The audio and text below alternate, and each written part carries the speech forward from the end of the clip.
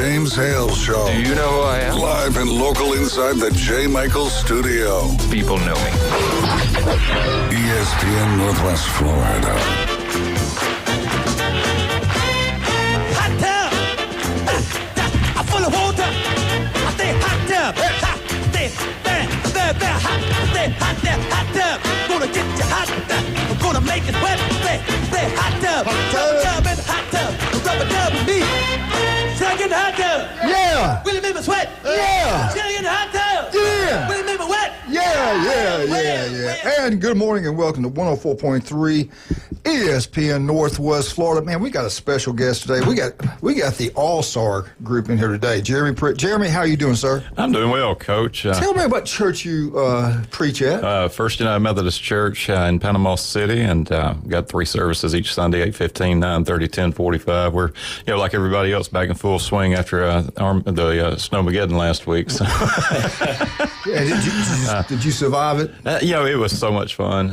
Now I've had opportunity to be around the snow a little bit, and I'll tell you 2 things about the snow. I love it when it's falling, and then that very first moment in the morning. Then it can just go away.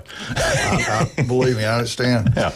All right, Josh, tell everybody who you are. What do you do for a living? You're kind of important around here. I don't know about important, but I do a lot of things, wear a lot of hats. But we try to make this athletic thing, I guess, somewhat relevant in Bay County. You got to go say goodbye to somebody later today, right? Yeah, the Bozeman cheerleading team going down to the state championships. So right. we got a send-off party at 9 o'clock up at Bozeman. So all right, looking forward to that. And our special guest, I met this young man. He didn't even remember. I met him a long time ago, and I'm gonna have him introduce yourself. I'm Eli McFadder. Eli. You know this young man, don't you, Josh? I do. Used to coach him back in the day. Yeah, no wonder. How could he be such a great player? I understand now, Jeremy. He had the GOAT. Well, listen, I take no credit. The only credit I can take is having the key to the gym to open the door, right? But one thing I love about Eli is he was between him and another older player that's now playing at the college level. Those 2 guys were in the gym when it was open. Yeah. Before it was open, they'd beat me to the gym, waiting outside in the freezing cold. Remember those days where it's 6 o'clock in the morning and he's just waiting outside, and his mom's waiting there to, until I get there. So that's cool. It's a cool little route, journey he's been on. All right, let's start out. Tell us who your parents are. You got brothers, sisters? I have one sister. So she's up at Florida State right now studying. She was a good athlete, too. She was super smart. She did weightlifting at Arnold, but she was more in the books, just extremely smart. And she loves Latin. So she's up at Florida State. What's her name? Rachel. Yes, beautiful lady. I've seen pictures of her. Tell us who your mom and dad are. So my mom, Jennifer, I love her. She's a retired pharmacist. Wow. So she's stay-at-home mom, just takes care of everything and makes sure. Did she go to Florida State too? She got her undergrad from there. She went to Palm Beach Atlantic. Okay. And your dad? My dad's a lawyer up at Perry & Young. Most hardworking dude I know. And what's his name? Les. Yeah, good. I'm gonna tell you what. You talking about fine people? Their parents are outstanding people, and look what they raised. They did okay. No wonder They did okay. Yeah, you can tell they were great. How did you get 1,000 points? And we still have more games. You got 2 games left this week. 2 this week, and then we'll hit districts, and then when districts have state playoffs. And go deep. And maybe hopefully do some great things.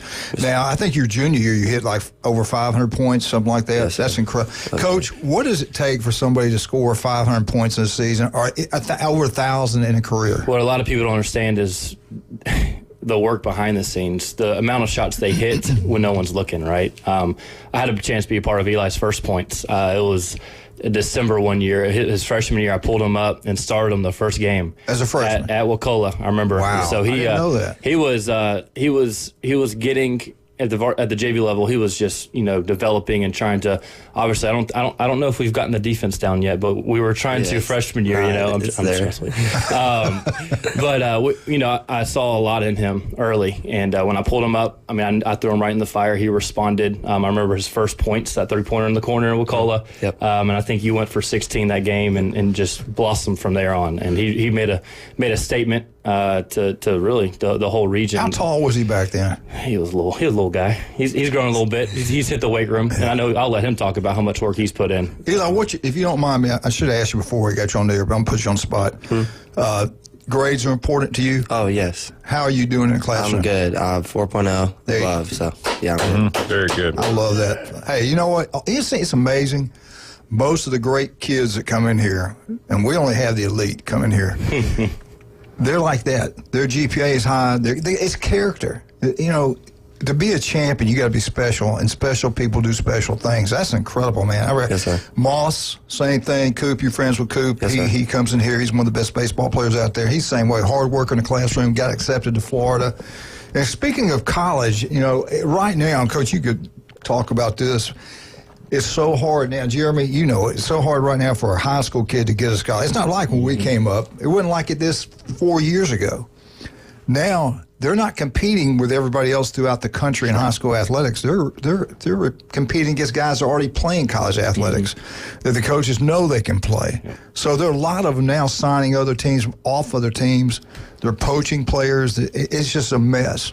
And the kids that are getting hurt are the high school players. I worried about that 4 or 5 years ago. We talked about it, and it's happening. So what happens like a young man like this if they don't get because of those reasons don't get one? What's the opportunity out there for them? It's becoming a glorified farm system, right? Yep. So you're looking at a talented player like Eli, who has all the accolades to do something at the next Academics, level. everything.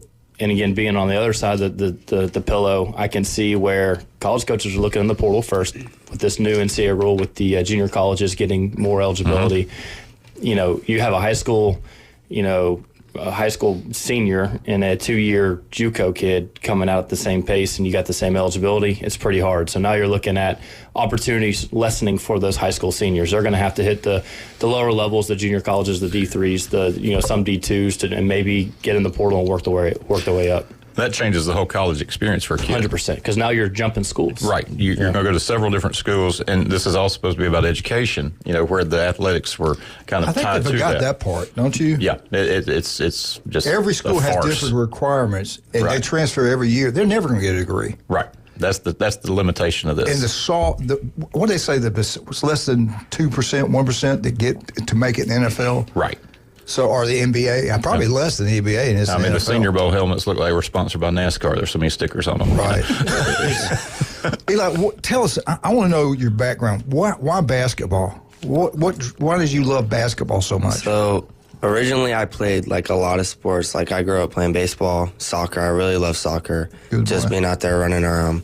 I played a little football, pee-wee in middle school, but nothing really stuck to me like basketball. I also didn't. At younger ages, I didn't get as hurt. Yeah. Because when I played baseball, like my first year, I got hit in the face, like line drive. So I was like, I'm not playing baseball. Yeah. I didn't really enjoy football because they always stuck me on the line. And soccer just, like when I got to Arnold, you know how good Arnold is. So I'm not going to put full time compete at that level, especially because I didn't love it as much. So basketball was always there. I was pretty good at it compared to everybody around here. And you knew you were good at it, didn't you? Yeah. All right, let me ask you this. How did you get where you're at right now? You started off, where'd you go to middle school? Surfside. Surfside, okay. And you went to Arnold. You played for Coach. How did you get to Mosley? I mean, you got a good story. And tell me how many years you started down the freshman year at Arnold. Tell that story. Yes, sir. So I started my first 2 games at on JV at Arnold. I did pretty well. We won. That was that tough game versus Bay, but I played pretty well. And then I got sick. I think I flu for a week and a half. Yeah. Right when I got back, I remember Coach pulled me up and threw me in, and that freshman year was awesome. Just getting to compete, especially with guys like Alex Steen. Just being around dudes like that, seeing how hard they work and how good they are, how good they got. It was wonderful. So my freshman year was awesome, and then Coach left me. My bad. Yeah. Both of my coaches. Now we know the problem. All right. So both of my coaches left me. Coach Green, who I'm with now, Coach Green got the head coach job here, and Coach Lash went to go coach at Lee. So I was stuck. It was too late. It was 3 weeks before the year, so I couldn't really transfer anywhere. I thought about going to Mosley sophomore year, and then they brought in one of my guys, Coach TJ. He was there my sophomore year.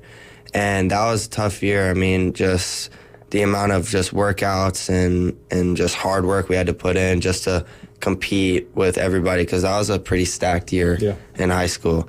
And so that was a lot. But it was fun. I mean, I played pretty well sophomore year, but I didn't really sprout until I transferred. After TJ left, I knew I was already familiar with Coach Green. Yeah. So I didn't want to have to start with a third coach in 3 years. Yeah. And that was really it for me. Like, I had friends from middle school at Mosley. I wasn't really worried about friends because I just wanted to hoop. And all my guys, like Cooper, at Arnold, they completely understood. They're like, you don't want 3 coaches in 3 years. So I left to go to Mosley with Coach Green, and that was the best decision I could have ever made. And you already knew the offensive scheme, defensive scheme? I mean, I had been going, like, before I had transferred, like, I had already, like, went over there for an open gym and, like, saw the guys, met the guys, and they were awesome. They were nice to me.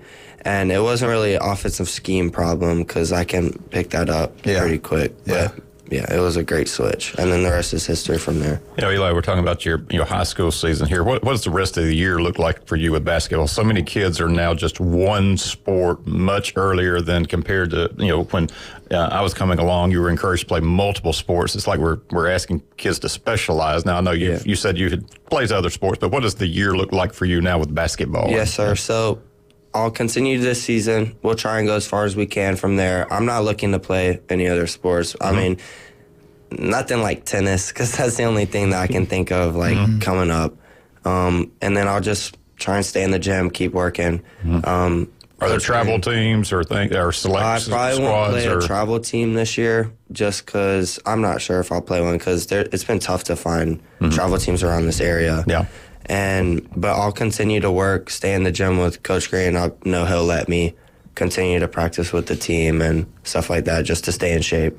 Well, I hear stories, and you probably hear these as well. I mean, volleyball players playing out of Pensacola on travel squads, baseball players playing out of Atlanta. I mean, you hear exactly what you're talking about, but also know that's kind of part of the culture now. That are you in the gym, not just in your high school season, but at other points with other teams, different competitions. Yes, sir. Yeah. I think I sent you up to Birmingham. You and Alex seen up to Birmingham and Atlanta one year just to find a team to play on a circuit to get in front of coaches, and but this area is getting better. We're getting better at that, having that kind of team around that goes and travels in front of some of these big time circuits and tournaments. Yeah, back when we played, everybody played different sports. All I did was football. I wish I'd have kept playing baseball, but I didn't. And even back then, they said they want you to play all these different sports, but you could tell. And I'm being quite honest with you. I wanted mine to focus on weightlifting and football. If they wanted to play another sport, then we didn't try to get them not to play it. But if I had my options, it would have been living in the weight room playing football, being honest with you. How were you with it? Did you, but all the kids that did play baseball, basketball, they were good. They were always moving. It made them be better athletes. I played 4 sports growing up. So obviously basketball, football, and then tennis and golf. So but I'm a coach's kid. My dad was like, you either sit in the office while I'm doing my job or you go find something to do, right? Yeah. So it was one of those where I just picked up everything I could. His dad is a legend in the state of Alabama. My daughter covered him when he was in Birmingham. Now he's down in South Alabama. Orange Beach, Alabama. Yeah. All right, can you hold on? Can you stay a little bit longer? Yeah, I'm good. Okay, good. Let's talk about some of our great people. School excuse. Yeah, I know the. Hey, listen. Write him a I note. see the principal's father and mother at J. Michael's on Sundays. I think I can get And you out I of don't trouble. have a first period because I'm taking college classes. So That's I'll be even good. better. Yep, I'll be good. Mr. So you're already 4.0. taking college. We're going to talk about that. That's something great that Bay County schools do. All right, let's talk about some of our great people. I tell you what, yesterday with J. Michael's, only on Wednesday, the world famous J. Michael's Spaghetti. Big man was there himself. We had a great time. Julie wanted to go for dinner. I didn't want to get dressed, so we didn't. But anyway, the legendary J. Michael's, the best seafood, the coldest beer, J. Michael's on Thomas Drive. You walk in there, it's like a museum. They got stuff hanging from the ceilings, money from the walls. It's incredible. Go check it out. You see the coach with picture there with Bear Bryant and Bob Hope? Yeah. Isn't that pretty awesome? cool. I tried to take that, and he wouldn't let me have that. I wonder why. Yeah, he won't let me have that. Another great man here. You talking about Mosley High School? Chuck Tucker's papa was a principal at Mosley High School. Chuck grows up, he starts a business, expands throughout the Panhandle of Florida, does an incredible job. Even Mark Cowart, 38 Mark, he sells multi-million-dollar homes. He won't use anybody but South Oak Tottenham Closing. They're that good. It's always right. South Oak Tottenham Closing, #1, not even close. And I don't know about Mosley. Something special, I guess, about Mosley. Jason, Stevenson Air Conditioning. He graduated from there. He starts a company. They're all the Panhandle of Florida. Stevenson Air Conditioning. They're there for you anytime, day or night. If it breaks down, you're freezing, call Stevenson Air Conditioning. You want to be cool in the summertime? Call Stevenson Air Conditioning. They do an incredible job. We'll be right back. Eli's with us, Josh, Jeremy. We're going to get Coach on that. You want Coach on it? We'll wait. We can wait. Find out what Coach can do. We'll be right back. 104.3 ESPN Northwest Florida. Coach Green.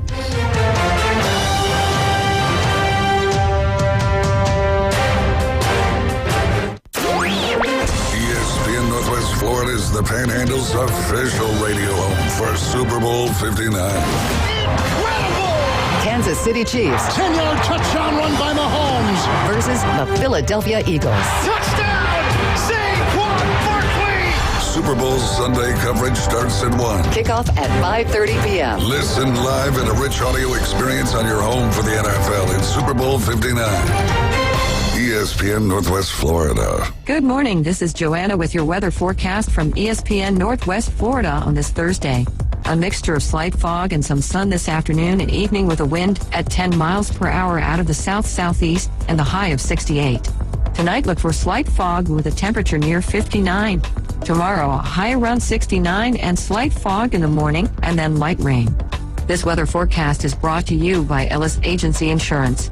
Thank you for listening to ESPN Northwest Florida. Rely on it. Do you want to eat like a local? The Local 115 is now open. Local drinks, local sports, and local food. Delicious oysters, crab cakes, steamed seafood, gumbos, salads, paninis, wings, wine, and cold beer. Nothing fried. That's right. No fried foods at Local 115. Amazing local food with an exciting local sports and mural theme. Eat like a local at the Local 115. 115 Harrison Avenue, downtown Panama City. Are you tired of hearing 2 weeks when you call to get your boat worked on? Hey folks, it's Chris Kramer with Kramer Marine and Outdoor, and we'll get you in and back out on the water as quick as possible. We're a full-line Yamaha outboard dealer and Suzuki outboard dealer, and we have master-trained certified mechanics on site. So if it's just an annual service, electronics install, trolling motor install, or all the way up to a full repower, we can take care of you. So stop by and see us in the corner of Frankfurt and 23rd next to Bill Kramer GM, or call us at 850-851-0453. I'd like to introduce. Now back to the Coach James Hale Show. Milk was a bad choice. If I could just have your attention. 60% of the time, it works every time. If anyone wants to switch jobs, let me know. Live from the J. Michaels studio. I have many leather-bound books. At 104.3 ESPN Northwest Florida. And welcome back, 104.3 ESPN Northwest Florida. They're watching. They text complaining, and now they're saying they're seeing us on Facebook. It's been on. Tell everybody out there in radio world where they can go to watch us on Facebook. You can watch us on Facebook. Go to the Coach James Hale Show, Twitter, all of the social media places. We're here, we're there, we're everywhere. We're big bad, we're nationwide. There's no doubt about that. Hey, I do want to say happy birthday. This guy's like, I don't know. He's probably not quite as big as Elvis was, but he's close. He's close. We're calling Jeff Patton, the head baseball coach over at Bozeman. His birthday actually was yesterday. What did he turn? 47? He told me 60, but he might be lying. He looks good now. He's really good. You know Coach? You ever met Coach? Great coach. One of the top coaches in the Southeast in baseball. We got so many great baseball coaches in Bay County. It's incredible. We got some pretty good basketball coaches there now, and we lost one of them. Now he's the county AD. You were asking him a question a minute ago about Port St. Joe. Let's ask him on air about that place. Yeah, we got a lot of people listening down there. Do have a lot of listeners, and that's a Class A program, smaller school, but they come knocking on the door often on these, larger programs. But I know y'all had kind of a rough time down there, but I said off air that, a lot of teams do. But, the places you played, I won't get you into the district opponents on any bulletin board material, but, some of the other places you play, what have you found to be kind of the more kind of intimidating, kind of where there's been a raucous crowd, good environment, good program support when you go on the road? Definitely Port St. Joe is up there. I mean, they pack it in every night. Everybody in the town is coming out to support them, and they're winning. So there's no reason not to come. And I have not seen them play this year, but historically they've just tried to run you out of the gym. You know, I mean, they just keep throwing people at you and go as fast as they can. They and shoot it well. play so hard. They're probably the hardest playing team that we've played this year. Yeah. And they all love each other, and you can see like how they play. They all love each other.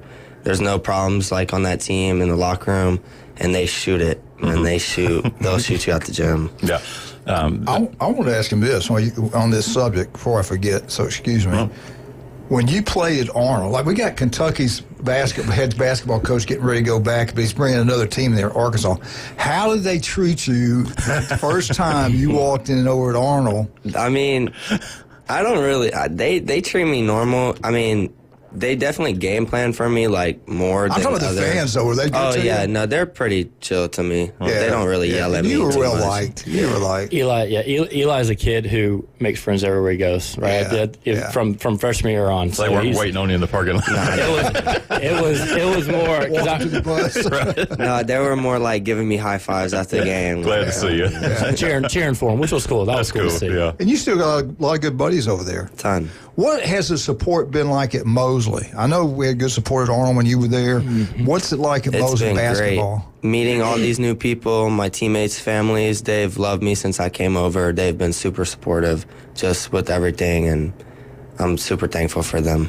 Now, I know baseball boosters are huge over there. Football is the same thing in basketball. They really support the basketball program. We don't, I mean, we got money, but we don't have like other program, not like football at least. Yeah. Because football is pretty, like, they're pretty good and pretty big. Like, we don't have that type of booster, but we still got some. Yeah, and baseball is well supported over there, too. Baseball's crazy.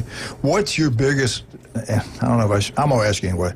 Of all the county schools, what's the biggest rival game? Because I know you got the Arnold Mosley thing, you got Bay, you got Rutherford. Which one do you think is biggest now? I'm trying to factor in what not only what's the biggest rivalry, but like what teams compete with each other the best.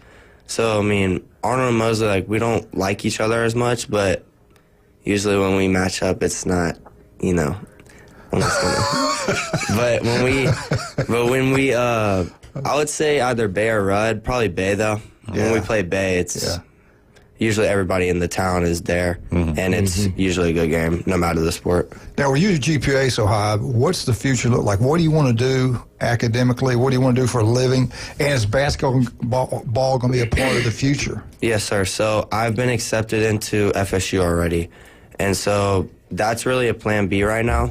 If I don't get what I'm looking for, basketball, and it's not an opportunity that it doesn't arise there, then I have a great option going to Florida State, and that's been my dream school. I grew up in Tallahassee, so being there, I would love it. I would learn a lot, and even if I went there for academics, I would possibly try and walk on. That would be a great option. Well, don't make it a plan B. I mean, Virginia Tech got them by 10, so, you know. Yeah, you're right. They're not scoring much, are they? I know they got some great intramural leagues. Some I forget what it's called, but they have like a pretty legit league there, where they play like Florida's team or whatever, and that would be great. If not, with intramural leagues, I would try and stay around basketball, business and sports management, major in that.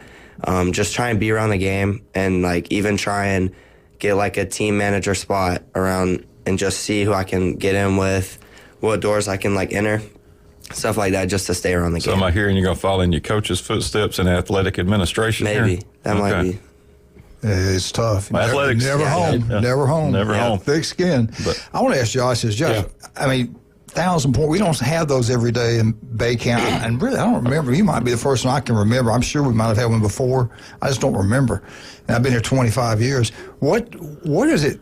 What kind of talent do you got to have? You've coached. You grew up in it. Your dad. You got to be consistently above. Because again, Florida only gets 25 games. It's not 30 like other states. Wow, so it's even limited. So like our last.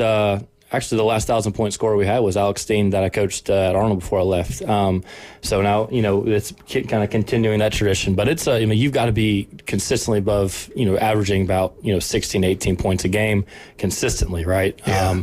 And Eli's done That's that. hard to do. And Eli's done that, and he's developed as a whole player. He's doing on both ends of the floor.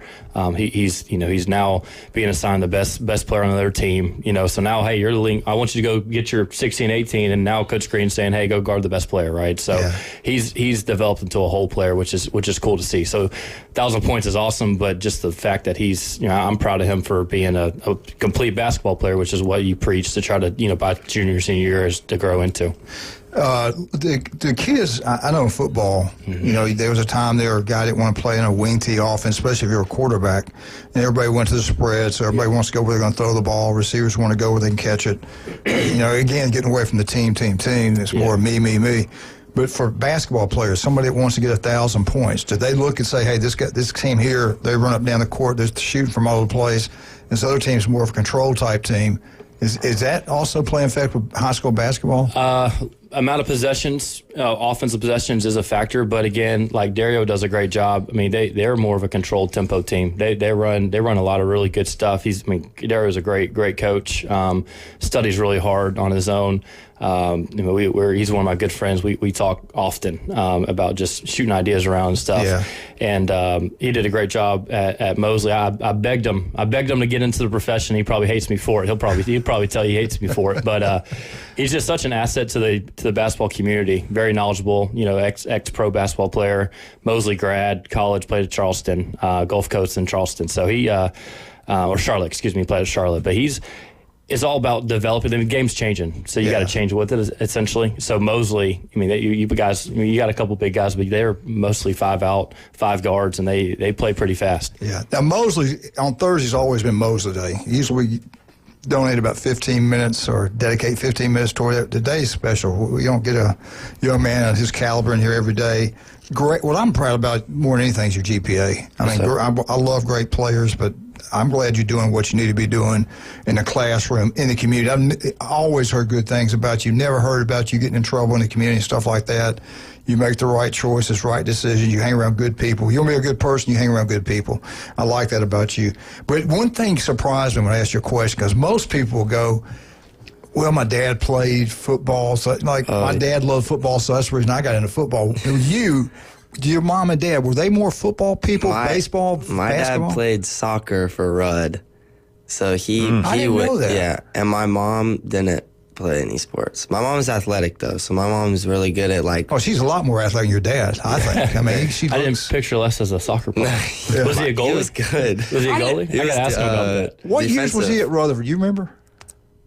Man, I would say he graduated in, I don't want him to call me. Don't put that on there. You're about to get grounded. Yeah, I didn't know. somewhere in the 90s, right? I didn't even know he played soccer over there. That's great. Yes, he was a man. pretty good soccer player, but that's probably why I Went just into liked soccer. Yeah, But there was no basketball. My cousins, nobody. That's weird. So you just watched on TV and said, "Hey, I can do this." I guess I just got a little mini hoop and good man. I found it fun. Kept playing. I thought maybe you saw a picture of Josh and said, "I got to be like this guy." Listen, he was a part of the first ever middle school championship at Surfside. With that group, you know, and now they're all seniors or junior seniors. So it was from an early age where you could look at him playing. I don't remember 5th, 6th, 7th grade and be like, that guy's going to be special. I don't remember Surfside ever being that good in basketball. It was in my years. Well, I think that's the only one since, right? That was the only championship in school history since too. Well, we got some champions. We got a local 115, historical downtown Panama City Beach. You know this legendary family, the Vandergrifts. Have you been down there yet? I've not been able to go We yet. went there Saturday morning, stayed there about 3 we were out hours. Saturday. Man, we had a great jam. Don and Judy showed up. But it's a sports theme. It's an oyster bar with a sports theme. They have nothing fried, oysters, crab cakes, steamed seafood, gumbo, salad, soups, wings, ice cold beer. Try the Tommy Oliver draft beer. Okay, try it out. Pretty good. Get down there and try it. It's on Harrison Avenue, 115 Harrison Avenue, local 115. You talking about one day? I'm sure your picture's going to be up there.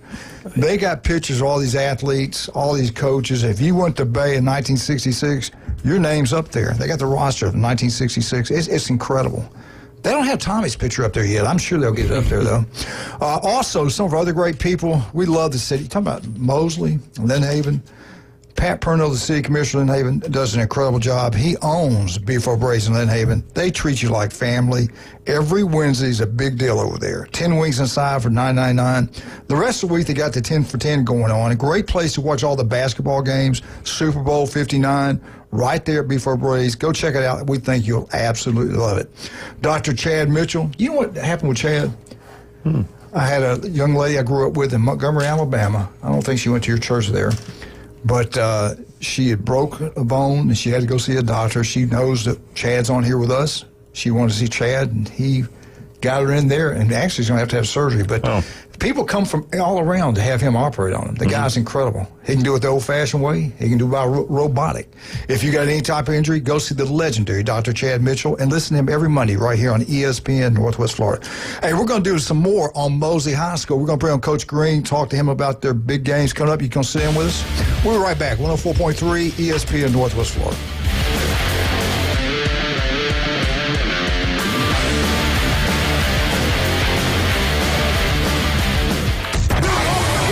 ESPN Northwest Florida. The afternoon underdogs. Tua has, from my knowledge, has not done well against winning teams. So that is a knock on him. But also, when they seem to get in colder games, the whole team seems to shut down. That may be a leadership issue, head coach freezing on the sideline. I think they need to get tougher. 4 to 6 weekdays. 104.3 ESPN Northwest Florida. Whether you're an experienced investor or first-time buyer, Beach House will provide you with top-notch service to guide you through every step of the process. We make the real estate process fun and easy through effective marketing, strategic advertising, and always a client-focused experience. From single-family homes to full-scale developments, Beach House Sales Development has you covered.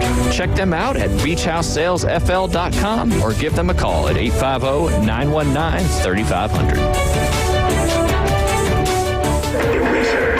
Introducing Lucid Stream TV. Get over 2,000 live streaming channels. Catch every game of the season with over 100 sports networks, including ESPN, ESPN Plus, the NFL Network, and Red Zone. Even pay-per-view events. Watch local network channels from most major markets throughout the country. Fox, ABC, CBS, and NBC. It's more than sports. Lucid Stream TV offers premium movie channels like HBO, Cinemax, Stars, 200-plus entertainment and news networks. Or watch 10,000 movies on demand, including recent theater releases. Just $42 a month when you use the promo code ESPNNW at checkout. Watch on up to 5 devices at the same time. Perfect for sharing with family and friends. Lucid Stream TV gives you everything you want for less. Cut the cord, not the fun. To score Lucid Stream TV, go to ESPNPC.com and click on the Lucid Stream TV logo.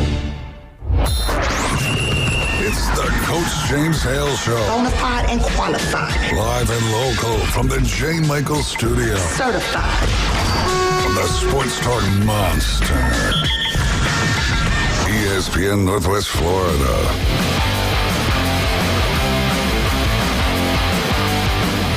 And welcome back, 104.3 ESPN Northwest Florida. It is Mosley Day. And man, you talking about Mosley Day. We never had a day like this. Baseball's coming up. Cannot wait to get the legend, Coach Lee, back. Can you believe that? He's back in the game. Here we go. State championship baseball coach. And basketball's getting ready to wind up. Baseball's getting ready to come in. It's incredible. Talking about great coaches in baseball. We got a great one right here on basketball. Coach Green, we got 2 of your favorite people in here this morning. I heard. Have they done pretty good? Have both of them did a pretty good job? Yes, sir. For the little bit I was able to catch on my ride to school, they did pretty good. Well, good. And we got to get this in. Your dad was an all-county player at Rutherford. What year? 1990. All right, we got to get that straight. Coach, talk about what happened the last couple games since we talked to you last, and tell us what you got going on tonight. And then also, you got another game Friday night. Yes, sir. So since the last time we've talked, we've had a couple games. We played South Walton. We were able to beat them in a really close game at home. Then a couple of our games actually got canceled with Rickards, and we ended up playing Monday at Leon. one of the better teams in 5A. We went up to Tallahassee and pulled off a win in overtime. Eli McFadder had a big game, and so did Isaiah Smith. And then just last night, or not last night, but Tuesday, we were able to beat Rutherford in a very hard-fought game. And tonight, who do you got? Tonight we have Bay High. I want to say for the county championship, but I think Coach Latch is going to have to give the details. I can confirm. Yes, you are correct. Okay, for the county championship tonight. Where's that game going to be played at? It's going to be at Bay High. Okay, that's going to be a good one. Looking forward to that. Yes, sir. And then what? Friday night, senior night for you guys? Yes, sir. Friday night is senior night. We're going to send off Eli McFadder, Nathan Richard, and Drew Mosley against Franklin County. So hopefully we can pack out the gym and give them a good farewell last game here. All right. I know Beatty's been, they played Rutherford the other day. They've been playing well. Give us a little scout report. How do you guys match up against them offensively, defensively? What's it going to take for you guys to get the county championship tonight at Bay High School? We've got to take care of the basketball. They do a really good job of pressuring you. They've got some really good athletes, really good size, really good point guard, and Oliver. And we just got to do what we've been doing. We've been better defensively. Haven't shot it as great, but we've been making plays. So we just got to do what we do best, and hopefully we can come out with a win tonight. Hey, Coach Jeremy, good luck to you tonight in that county championship. And I know, don't want to make you look ahead a little bit, but we talked to Eli a little bit about these, kind of schools outside of the Panama City area. You made the trip down to St. Joe, played them. Franklin, not an easy task either there. So what do you know about the Seahawks? Coached by Ray Bailey. I actually got to play against him when I was here, and he was at Port St. Joe. He's a really good coach, has a really good program down there. He has a couple good kids down there that can play a really good guard. I believe he's number one. I'll look more tonight, kind of than just focusing on Bay High. Yeah. But he runs a really good program. We actually talk, every other week or so, just bounce ideas or just communicate. But it's going to be a tough task on senior night. Those games obviously not required. Even the district games not required. But when these kind of smaller schools come calling, are you a little leery? I mean, because they don't call unless they think they've got a shot. Yeah, I kind of am. Fort St. Joe, they're stacked. Franklin County usually has a good team. My buddy over at Chifley, they carry a good team over there. So just because they're small doesn't mean they don't have players. A lot of those kids grow up together, playing together, and just go from middle school to high school and build a really good program. So when you play those small schools, you better be ready to play. Morning, Coach. It's Josh Latch. How are you? How are you doing, Mr. Latch? Hey, buddy. Hey, listen, tell us a little bit about kind of the preparation with basketball. I mean, obviously this week you have 4 games because of our snowpocalypse we had and the adjustment of schedules, but on a normal week, 2 to 3 games a week, a little bit different than football, however you got all week to prepare. Tell us a little bit about what goes into your daily preparation, practice planning, watching film on your own. How do you watch it with your team? So what does a normal week look like when you have 2 to 3 games as you're preparing for a team? It just depends. Usually, I've got probably the smallest coaching staff around here, so I usually assign one of my assistants a game, the other one to further game out, and then I'll get the one that we're doing right in front of us. We'll go through that. I'll watch film, on my planning period at the house. Sometimes my wife doesn't like it, but I got to do it sometimes. And then just get with the guys. We kind of just go over our principles. We have certain things that we do defensively or offensively, no matter who we're playing. And then obviously we adjust depending on the opponent, i.e., Bay High, we got to, more emphasis on taking care of the basketball and things of that nature. So we kind of just tweak it just depending on who we're playing.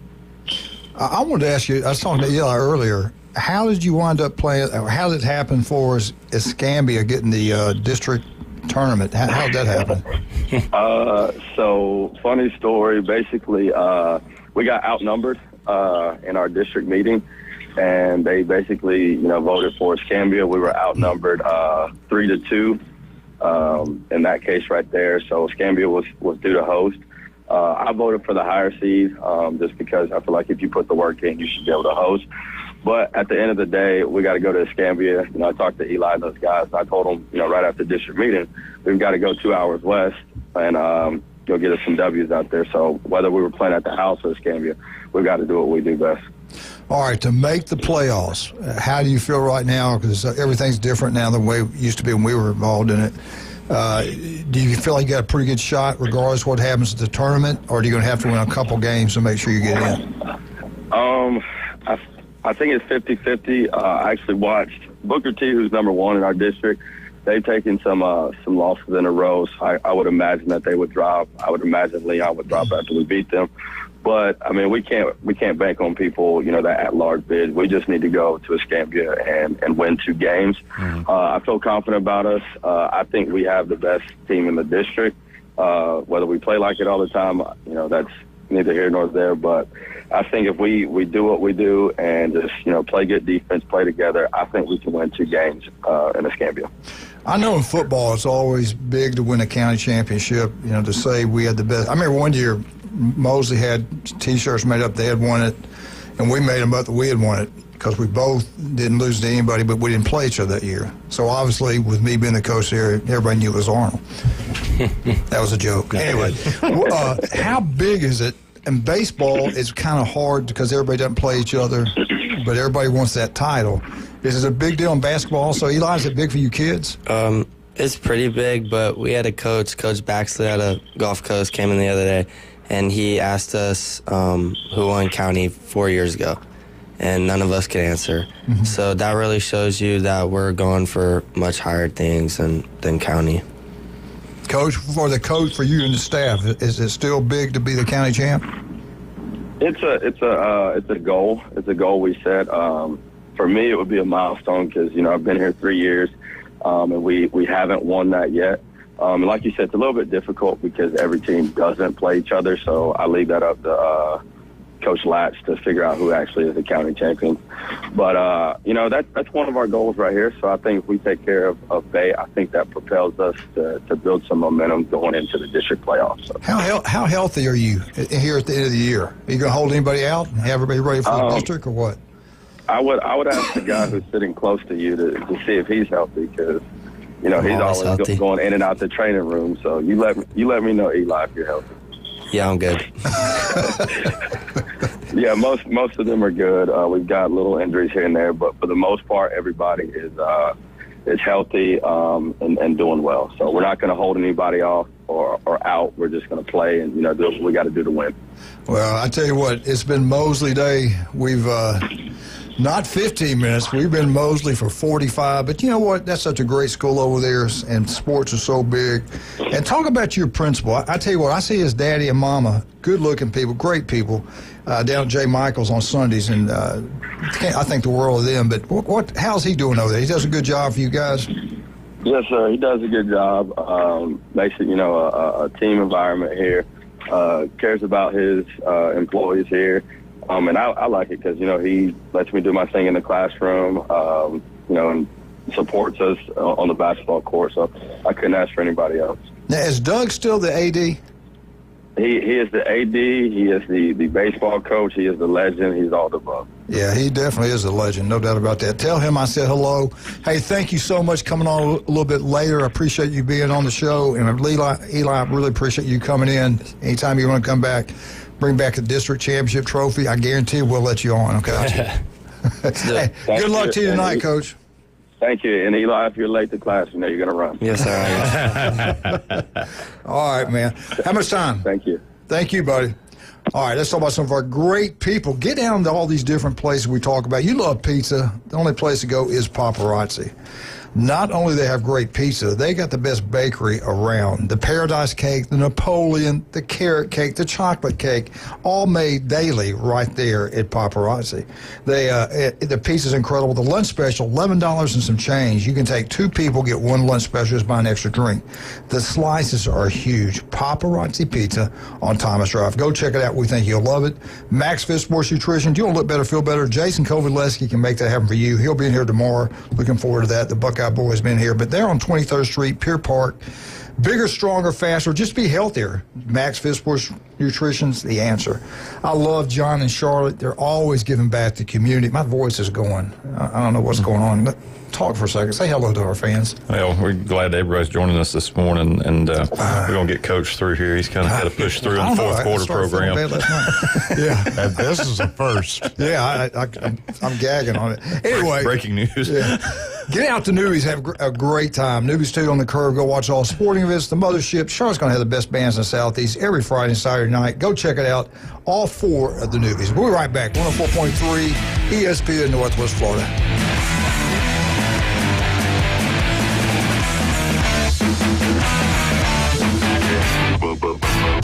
It's the ESPN Northwest Florida Hall of Arts Magic Express. We're taking a busload of sports fanatics on the ultimate road trip to watch the Orlando Magic play the Sacramento Kings March 29th at the Kia Center. Plus hotel and food during the game. Just open the 104.3 ESPN Northwest Florida app and click Enter Contest. Sponsored by PCB Hobby, Panama City Toyota, Holland Arts, and Fairfield Hampton Inn on Thomas, and Home 2 Suites. Good morning. This is Joanna with your weather forecast from ESPN Northwest Florida on this Thursday. A mixture of slight fog and some sun this afternoon and evening with a wind at 10 miles per hour out of the south-southeast and the high of 68. Tonight, look for slight fog with a temperature near 59. Tomorrow, a high around 69 and slight fog in the morning and then light rain. This weather forecast is brought to you by Ellis Agency Insurance. Thank you for listening to ESPN Northwest Florida. Rely on it. Hey folks, Chris Kramer with Bill Kramer GM. And the best place to listen to the Inside Drive with Ryan Mulvey is inside a brand new vehicle from Bill Kramer GM. And I want you to know we've got 10 times the amount of inventory on the ground as we did this time last year, and darn near all of them are discounted. So shop us online at BillKramerGM.com or visit us the corner of Frankfurt and 23rd. We'll make it easy and take great care of you.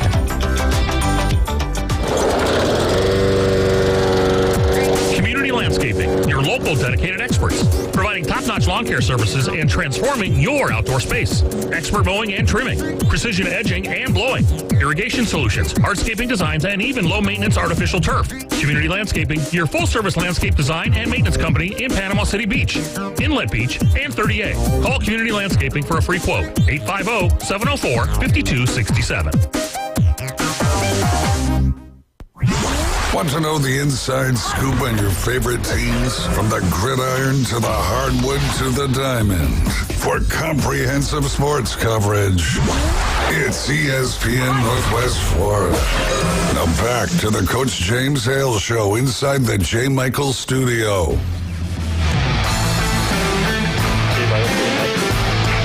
And welcome back. 104.3 ESPN Northwest Florida. Have we ever had a Mosley Day that long before? No. I don't think we have. Even when we had new coaches being fired, hired. But Eli did good. I was impressed with him. Highly intelligent, great family. Great young man. Yeah. I mean, you could see a little glimpse of how special he is. Yeah. He's a well-rounded individual. Really proud of him. And really, if you know the family, you know the parents, you can see why he's like that. Their mom and dad are special people, no doubt about that. All right, I want to talk about you guys. Let's talk about some of these head college coaches. Did you realize some of these records? James Franklin stood out, but I want to talk about the head coaches at certain schools, the elite coaches, and how they are versus top 10 opponents. Because when you go against the best, wonder why Franklin stood out. Yeah. Well, I was surprised at this. Alabama to board. I have not been impressed this year. Quite honestly, I haven't been honest about it. I think he's a great guy. I think he's a good coach. I'm just worried about the discipline. I would say that all the time. So we'll see coming in year two. Year two should be a lot better. So I really think he's going to do well. But his record against top 10 opponents is really good. He's won 5 and only lost 1.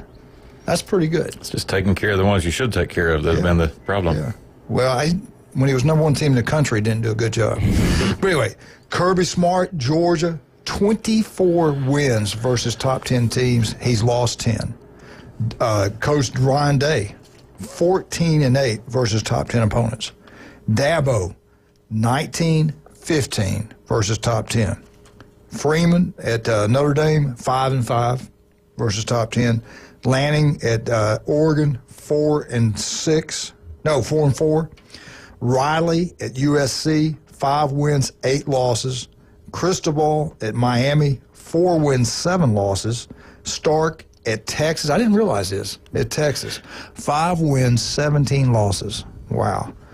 Oklahoma, Lane Kiffin, 4 wins, 15 losses. And at Penn State, James Franklin, 4 wins, 20 losses. There's a trend with the SEC coaches where the quantity of the number of times you play a top 10 team are a lot higher than some of those that are in the other conferences. That's pretty interesting. Yep. What did you think about that? What stood out? Well, Franklin is the glaring, we sort of have known that, and that's the knock, inability to win the big game. Kiffin, for all that is said about Lane, his success has been kind of recent here. Does that mean he's going to reverse the trend at Ole Miss? Hard to know. But he's come up on the short side more than I think people would probably realize. That one's kind of a little sneaky. On the other end, Dabo, kind of close to 500 in those big games, toss-ups, and that's when Clemson has usually stepped out of the ACC and played college football playoff games, that type of stuff. So, DeBoer 5-1. I mean, that's not a real strong statistical number there, but still pretty good if you can just take care of the things in front of you. To me, Kirby Smart stands out. 24 wins, 10 losses, always playing, in these playoff games, national championship games. The guy's incredible. Yeah. I'm ready. I want to go back to this, and it kind of matches up where these guys coach at. They're used to winning at these schools. The all-time winningest college football team has changed the last couple of years. Alabama was right at number 2. They're not anymore, which is incredible.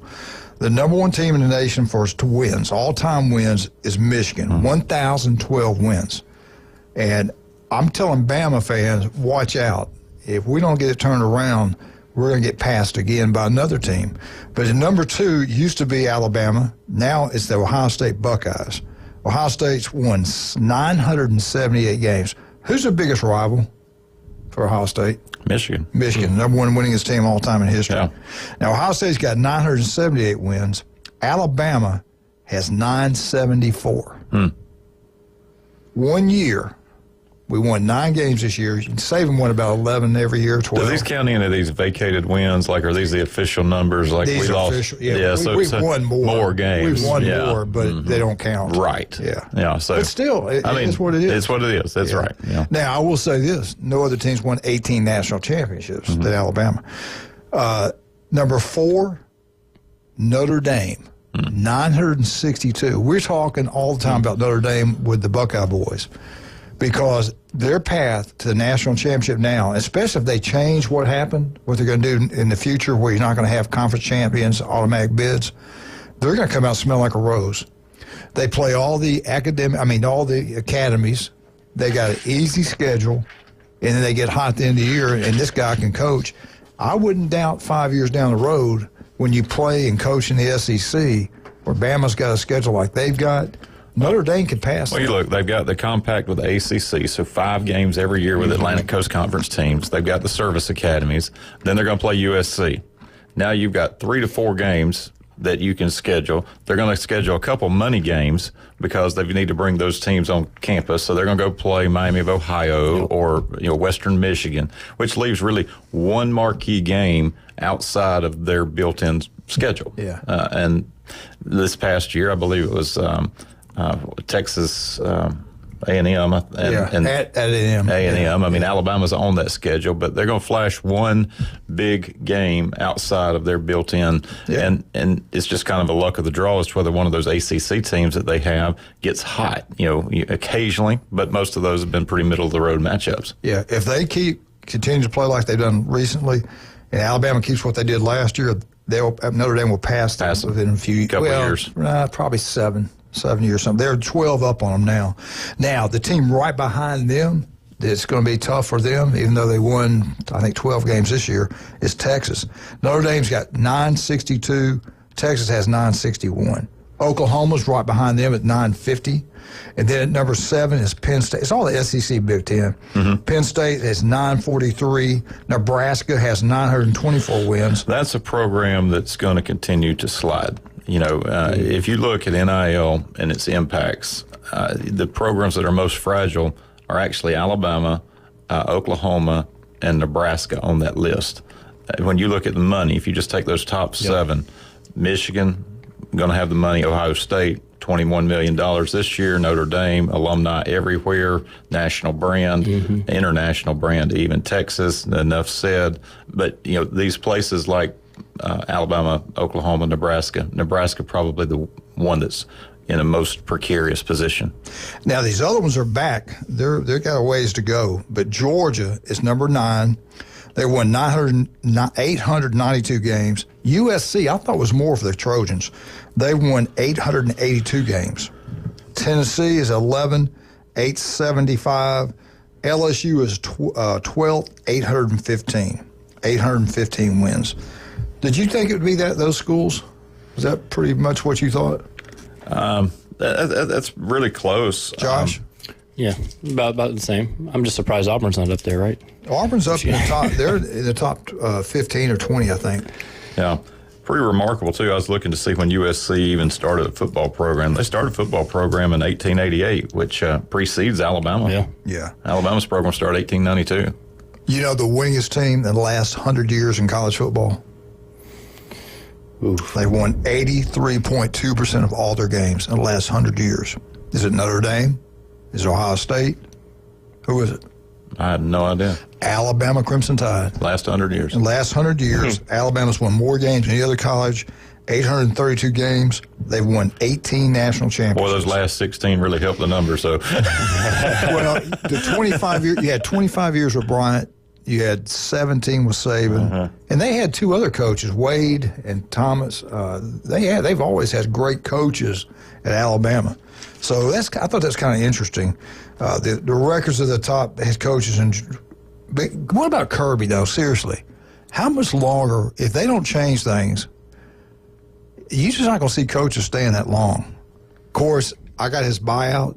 If he stays, they owe him $130 million. Over $130 million. Yeah, that's gracious. That probably would make me want to stay and put up with it, wouldn't you? Yeah, absolutely. That's generational money right there. Yeah. All right, we get back. Jeremy's got everything you want to know about Alabama Crimson Tide. They have lost money, big time money. I don't know if you're going to hit that today or not. Ohio State spent $21 million on the roster. They have lost big time money also. How can this keep going, Jeremy, when you see these big names in college football losing money? Yeah. Saban said you can't keep doing what we're doing. So hopefully things will change. I don't know what's going to happen in college football.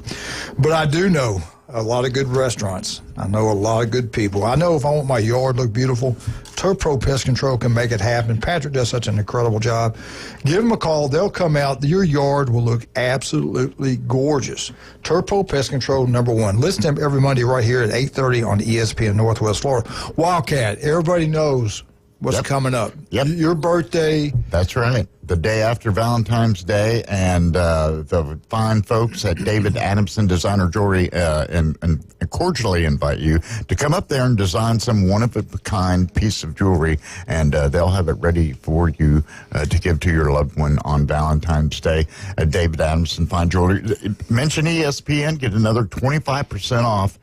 They're already low prices. Coach Hale, mention that name. Wildcat, Afternoon Underdogs, Inside Drive, mention any of those, get an additional 25% off. That's right. That's all you got to do. And they all also are proud sponsors of the Women's Civic Club, the Diamond Jubilee, which is coming up. They made a one-of-a-kind specific piece of jewelry, which they'll be auctioning off for that event. So that's pretty cool. David Adamson Designer Jewelry, Highway 77, North Linden. And you know skin cancer can be deadly.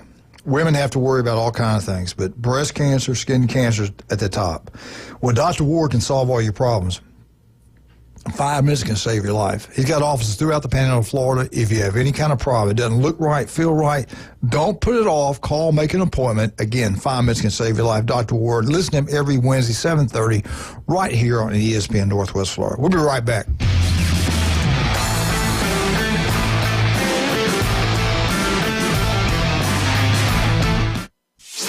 ESPN Northwest Florida. The Dan Patrick Show.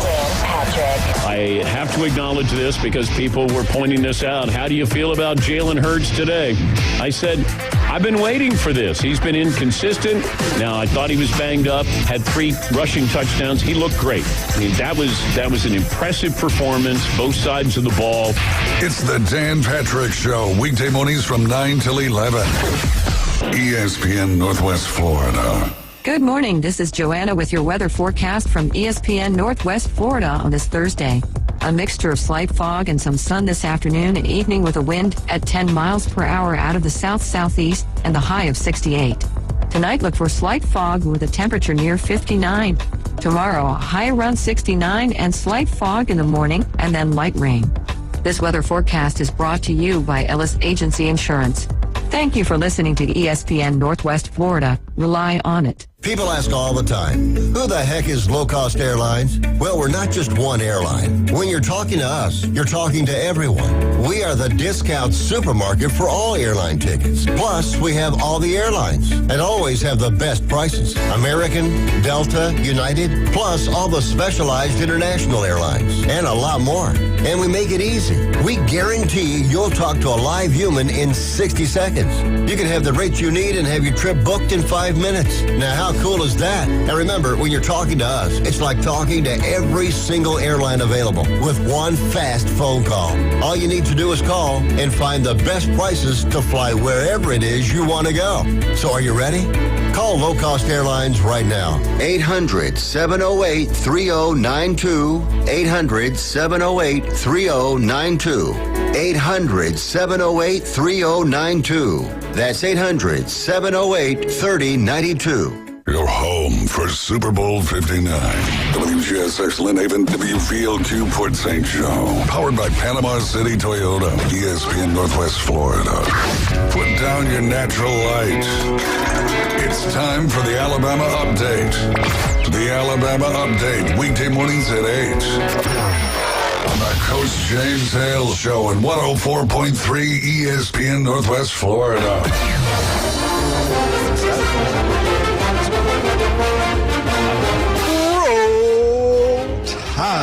Roll.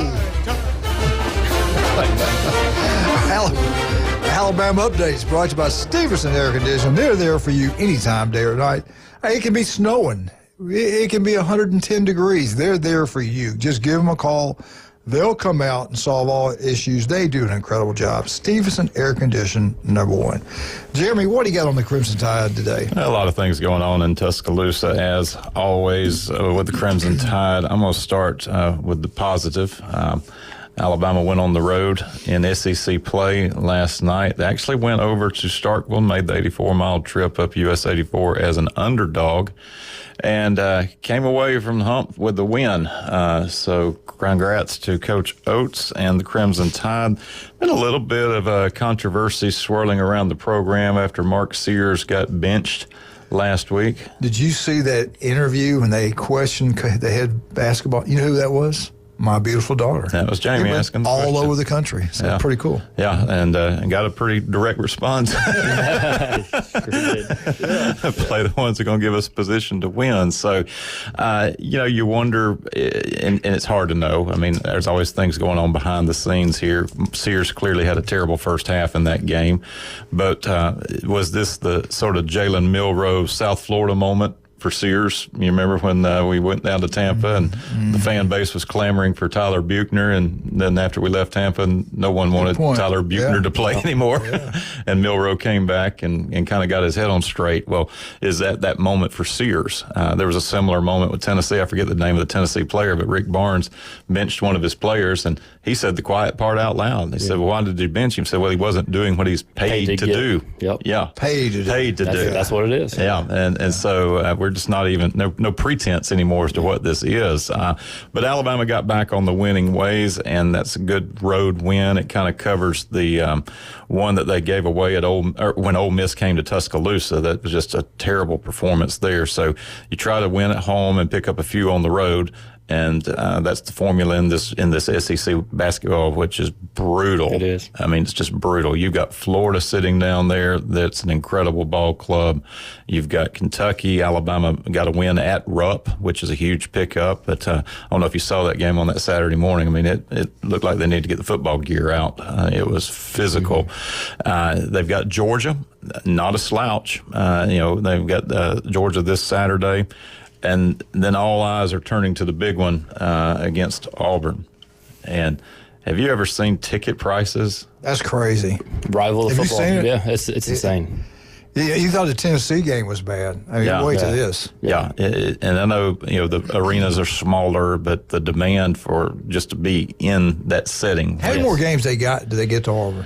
They've got the Georgia game, then they get their sort of bye during the midweek and then pick it up. So it's next Saturday's it. Yeah, they Saturday, and then next Saturday, all eyes on Auburn, Alabama there. Yeah. So things trending well with the basketball program. I think after a little hiccup, and hopefully all that with Sears is in the rearview mirror, and he can get focused because they're going to need him for a stretch run.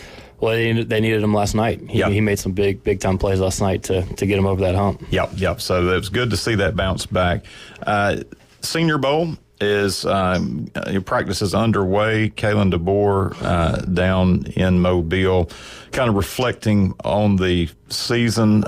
He said, didn't meet the expectations, obviously, but Tuscaloosa News reporting that, the 2025 season for Alabama has a different feel to it already. And I would suspect, you made the mention, Coach, that, second year, should feel different. Everything your first year's inherited, everything's new.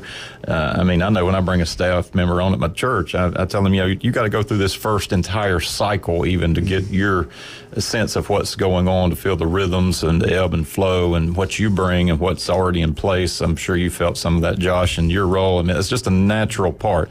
That doesn't give you a pass on the expectations. No. And there were certainly some lapses that were inexplicable. As Lane Kiffin's watching a post-game interview, and he's like, y'all shut up. This is a generational thing going down. You'll never see this again. Right. Those things should not happen. So, but DeBoer did kind of lean into the notion that they're looking to improve, that it feels like the internally, and this was the key, internally, kind of turning the page. And I don't know exactly what that means. That's coach speak, but, the longer he's there, the more it becomes his program and the less it's an inherited program with the recruits and such. So, good to hear that from his media availability there in Mobile. Jeremy, did they ask him at all about his former offensive coordinator? What's the latest? Is he going to come? Got fired at Seattle. Is he going to come to Bama? What's the word on that? I did not see anything there. They did talk to him about the portal and wants more uniformity in the portal. I think every coach does. I think they want some regulation of that, and maybe even a shift of the timing with a little smaller window, just so that there's a little more leveling it out. But really talked more about players. You mentioned Deontay Lawson, who was a big part of the offense and will be, our defense will be back. And just kind of looked at the framework building the 25 team, but didn't really get into some of those other matters. Yeah. The Senior Bowl, Tim Smith, they interviewed him as to what it was like to have beaten Auburn 5 times in a row. That's kind of a unique thing. I doubt that gets replicated, which was pretty cool. Here's one out of the Senior Bowl too, somewhat related, but Mobile gets this opportunity to host. Of the 138 players that were listed on the American and national team rosters this week, how many of those were 5-star recruits in high school? Not many. Not many. That's exactly right. Well, there's really not many 5-stars either, to be fair. 7 were 5-star recruits out of high school. 38 4-stars, 63 3-stars, and 30 had 0 to 2 stars. Now, there's some opt-outs that were in that category. But as far as the rosters go, so you have to say that there were a few more. Travis Hunter, Will Campbell, Tyler Booker. They're not in Mobile this week, so there's a few more out there. But it does lend some critique of these recruiting rankings and how much stock you put into kid. Given that here we are really taking a moment to look back. We rarely look back. Well, it's, this is 5-star, 5. Well, what happened over the course of these 4 to 5 years? Right. And you got 30 of them that were 0 to 2 stars that are playing Senior Bowl. Jared, we were in Lake Wales in Polk County. Got through small towns down there that had unbelievable football players. And they'd get a 3-star. If you got a 4-star down there, it was something special in the smaller towns. Lakeland, their players sometimes would have a 5-star, but it's hard to get a 5-star. It's hard to get a 4-star. But when you're in small communities like that, you don't have your own big media. You don't have a TV station.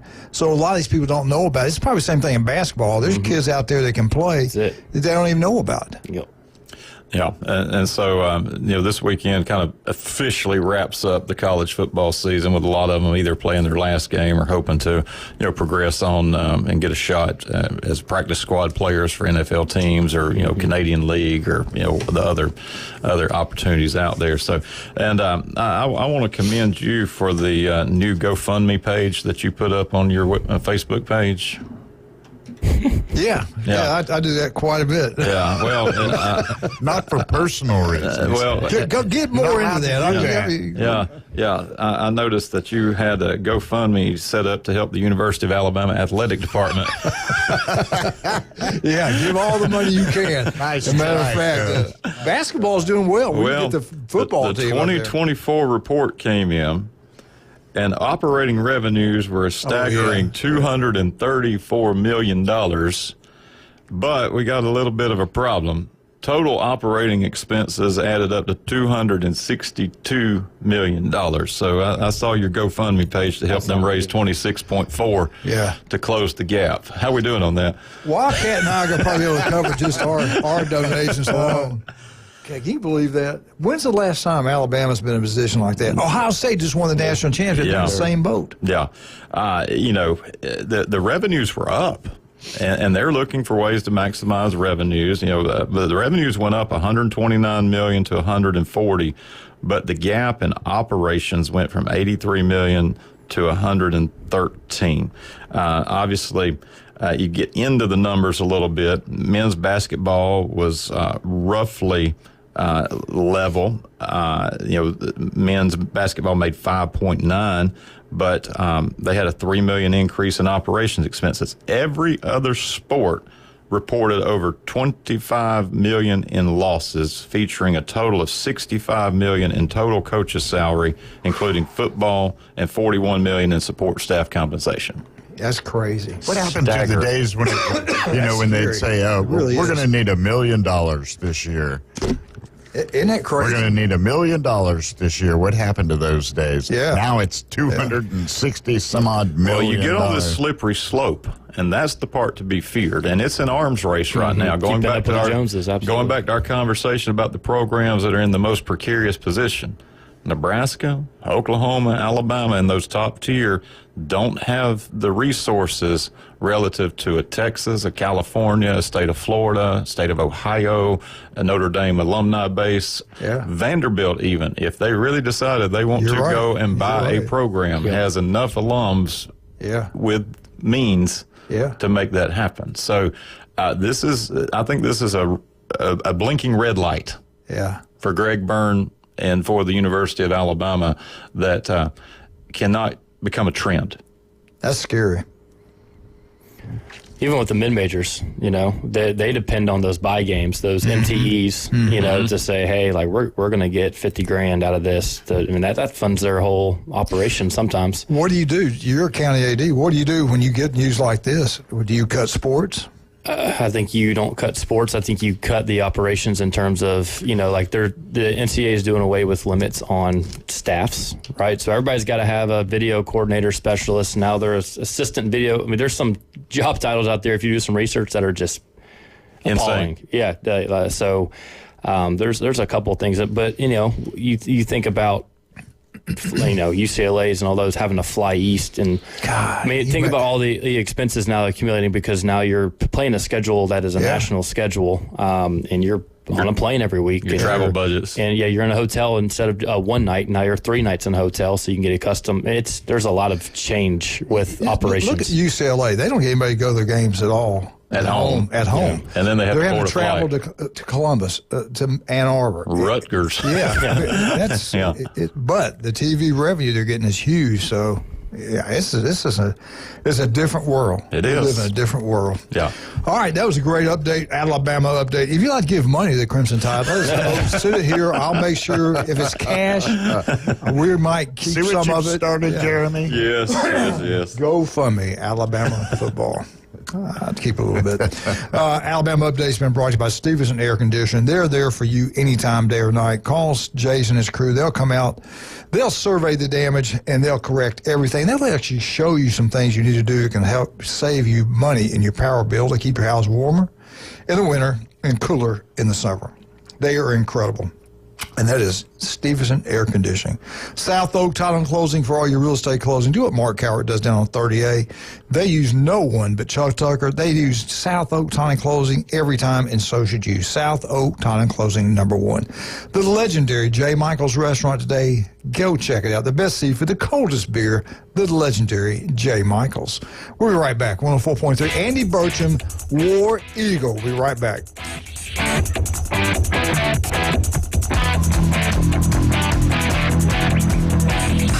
ESPN Northwest Florida.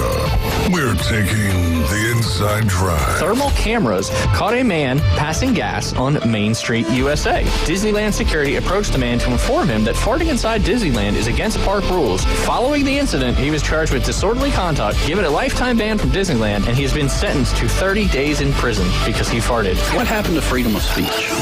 Join Ryan Mulvey. Thank you very little. Middays 11 to 1 on ESPN Northwest Florida. Good morning. This is Joanna with your weather forecast from ESPN Northwest Florida on this Thursday. A mixture of slight fog and some sun this afternoon and evening with a wind at 10 miles per hour out of the south-southeast and the high of 68. Tonight, look for slight fog with a temperature near 59. Tomorrow, a high around 69 and slight fog in the morning and then light rain. This weather forecast is brought to you by Ellis Agency Insurance. Thank you for listening to ESPN Northwest Florida. Rely on it. Love is in the air at Tracy's Fine Jewelry, and do we have a sweetheart of a deal for you? All diamond heart jewelry is on sale for 25% off. All color gemstone jewelry is 60% off at Tracy's Fine Jewelry. We also have a large selection of gold, silver, and estate jewelry that is sure to melt your heart. Folks have trusted us for 50 years to make their Valentine's sparkle. This year, make it sparkle even more with a sweetheart of a deal from Tracy's Fine Jewelry. Olivia here, and right now is the right time to put yourself in a brand new Toyota, where you can get 3.99% APR on the stylish and affordable RAV4, plus 90 days until you make your first payment. Get 2.99% on the bold Tacoma, plus 90 days until you make your first payment. Or get 2.99% on the hardworking 2025 Tundra. We've got the perfect Toyota for you, right here at Panama City Toyota. Offer ends February 3rd. For details, visit PanamaCityToyota.com. He has a really low passenger rating on Uber. He punched a magician and started a petition to remove the penny from circulation. Like to punch him in the face, I'll tell you. Now back to the Coach James Hale Show inside the J. Michael studio. Is he sane? I have no idea. ESPN Northwest Florida. And now, War Eagle. Live from the J. Michael studio, it's the Auburn Update on the Coach James Hale Show with the voice of the Auburn Tigers, Andy Burcham. ESPN Northwest Florida.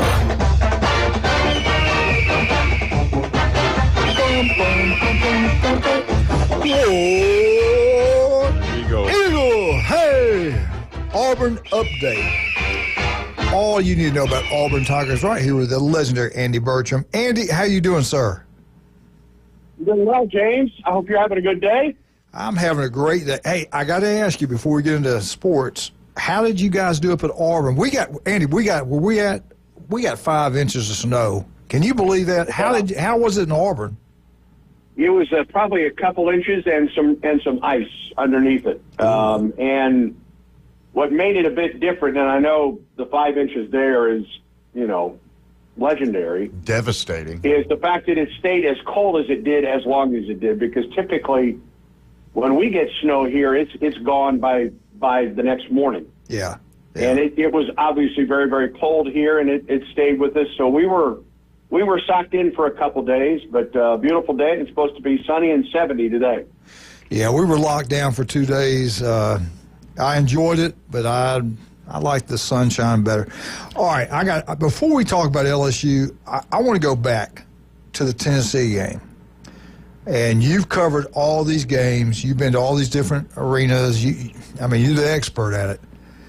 It had to be. It seemed like watching it that it was like electric there. Game day was there. Talk about last time Tennessee was at Auburn with the game day there. The game itself, at the end of the game, it sounded so loud. Is that the best atmosphere you've seen that you can remember there? Well, it's among the best atmospheres that I've witnessed at Neville Arena, and it started with game day that morning, and I think it was a record Auburn crowd for game day that morning, and then obviously you have from a ranking standpoint, the biggest game in Neville Arena history.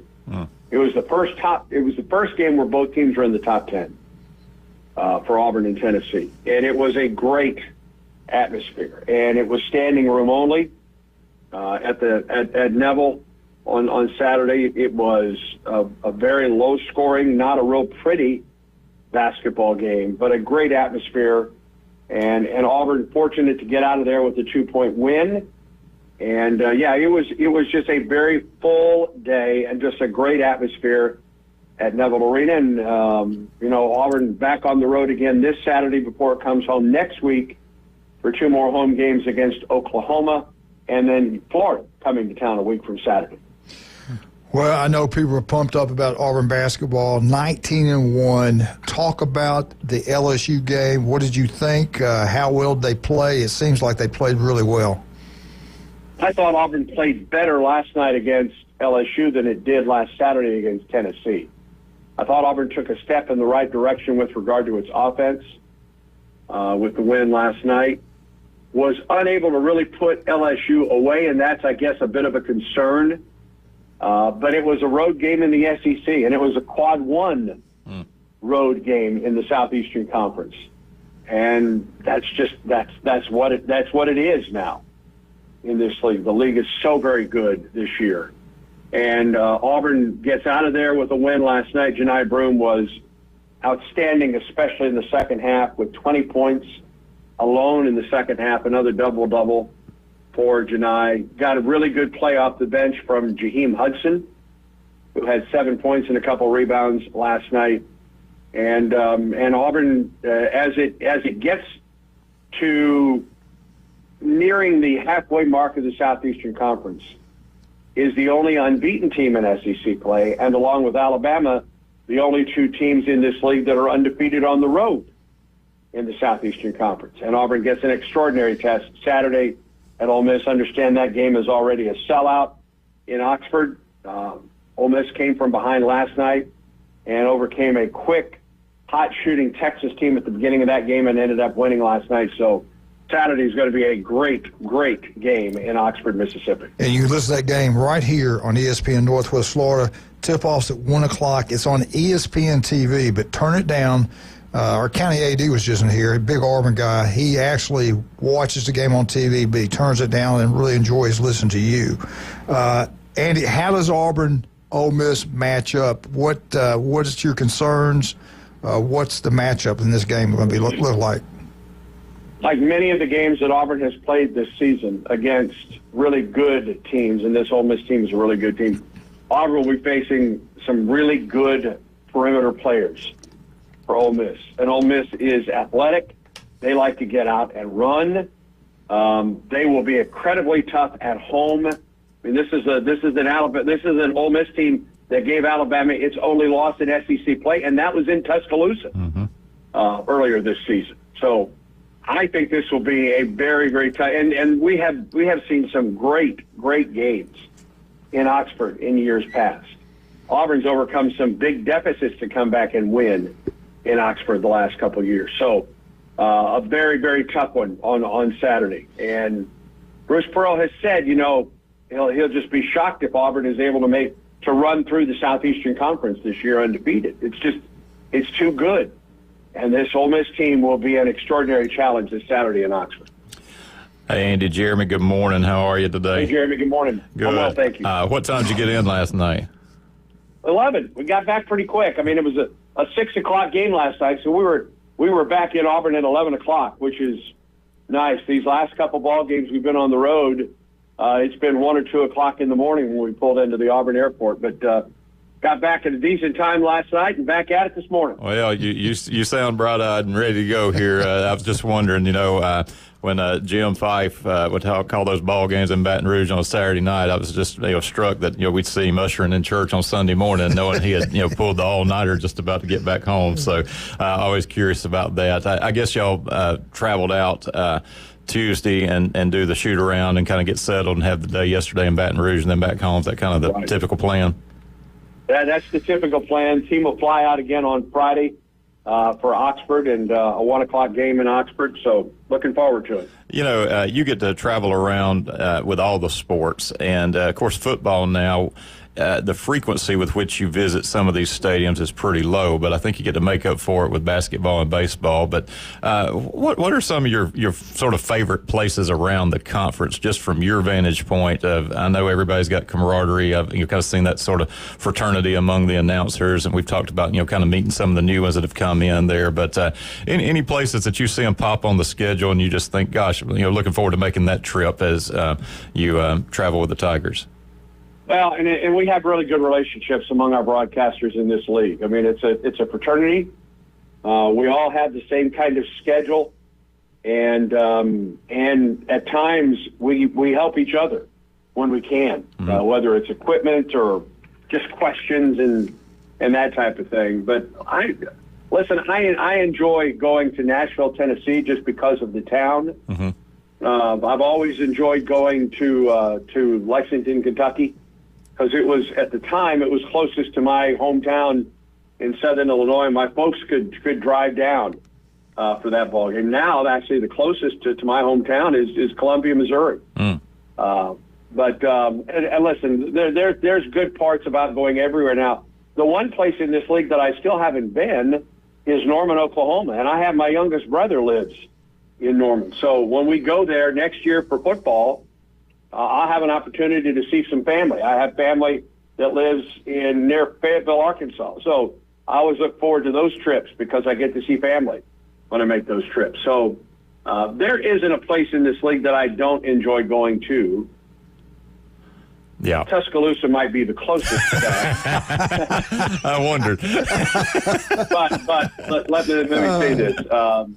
Chris Stewart and those folks do such a good job, and they're very good friends of mine. So yeah, Chris, that helps. boy. Let's put it that way. Yeah. Hey, I wanted to ask you this.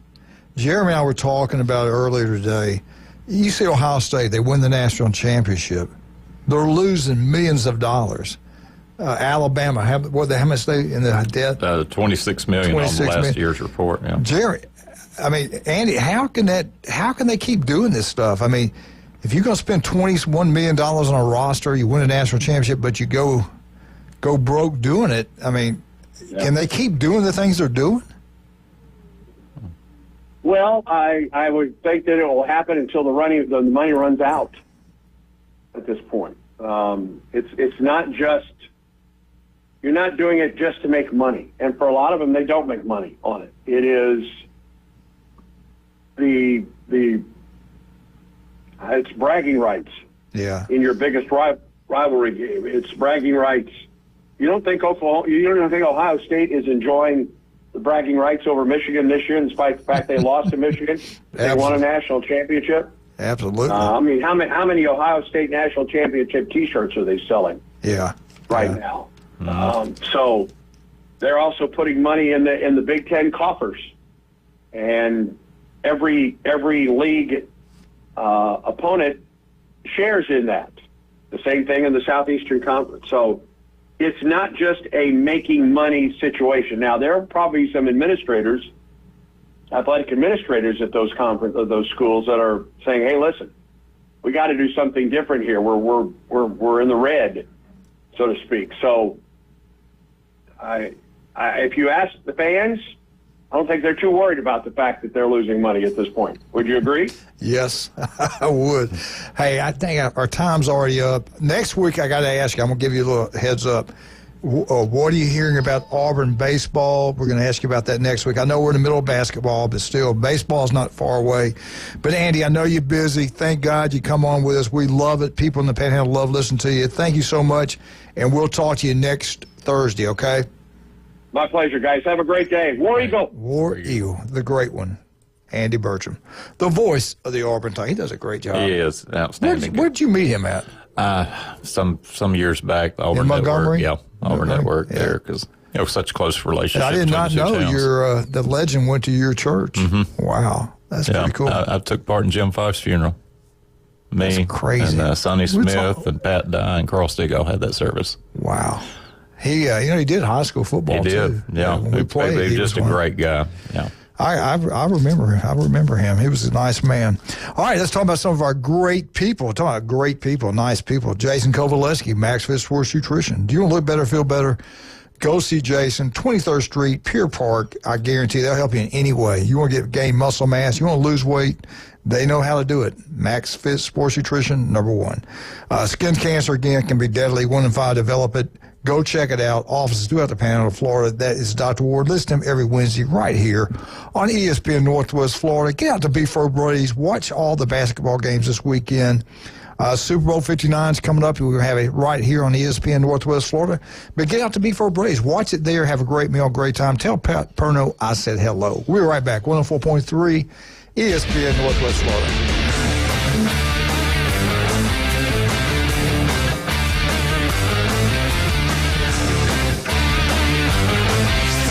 ESPN Northwest Florida.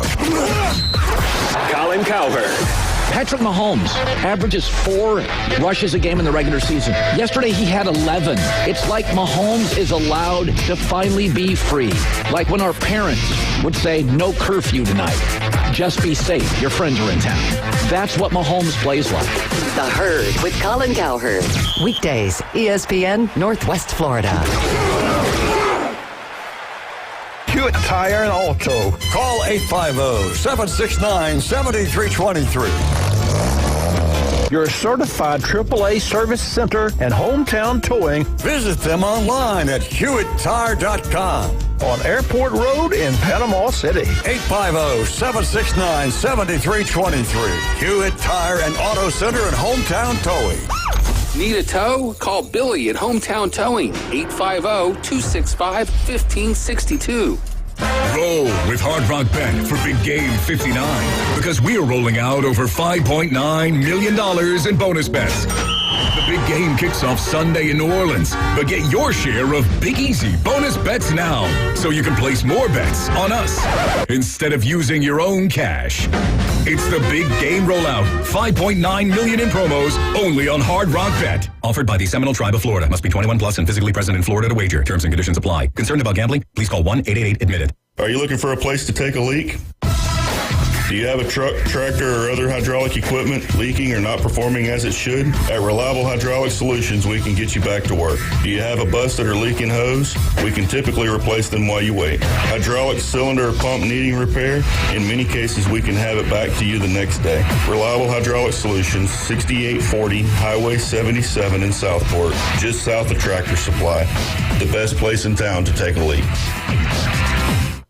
And here we go. The #1 SEC call-in show is now twice as big. The Paul Feinbaum Show. Weekday evening 6 to 10. Now back to the Coach James Hale Show on 104.3 ESPN Northwest Florida.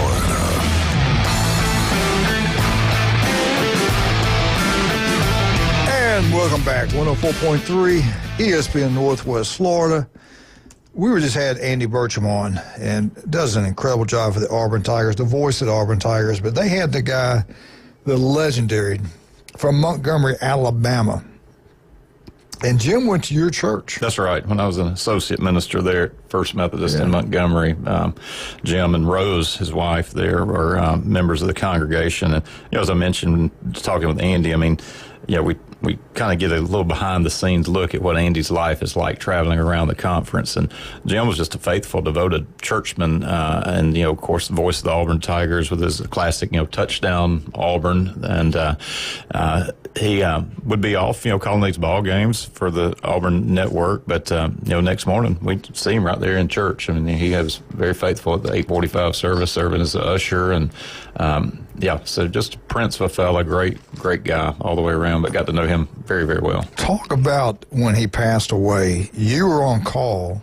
You had to go to the hospital. Right. He had spoken the night before at some gathering, and way we did our call, we had one of us assigned to anything that happened at the hospital, and we gotten word that he had collapsed at home and was rushed to Jackson Hospital there in Montgomery, and it turned out he had an aneurysm. And those of you who know, I mean, that's the worst of the worst as far as any ability to recover. Nothing they hit so suddenly, and so it was just a devastating thing for everyone. He had just complained of a headache and then suffered the aneurysm and passed. And Chet Williams, who recently passed away himself, but Chet Williams passed away there drowning there at Kalijah, Lake Martin, but he was the Auburn chaplain at the time, and Tuberville was the head coach. And everybody's just descending on the hospital with this news that Jim has passed. And then the days ahead, of course, we had the funeral at the church. We had it on a Saturday, but as Andy mentioned, it's a fraternity,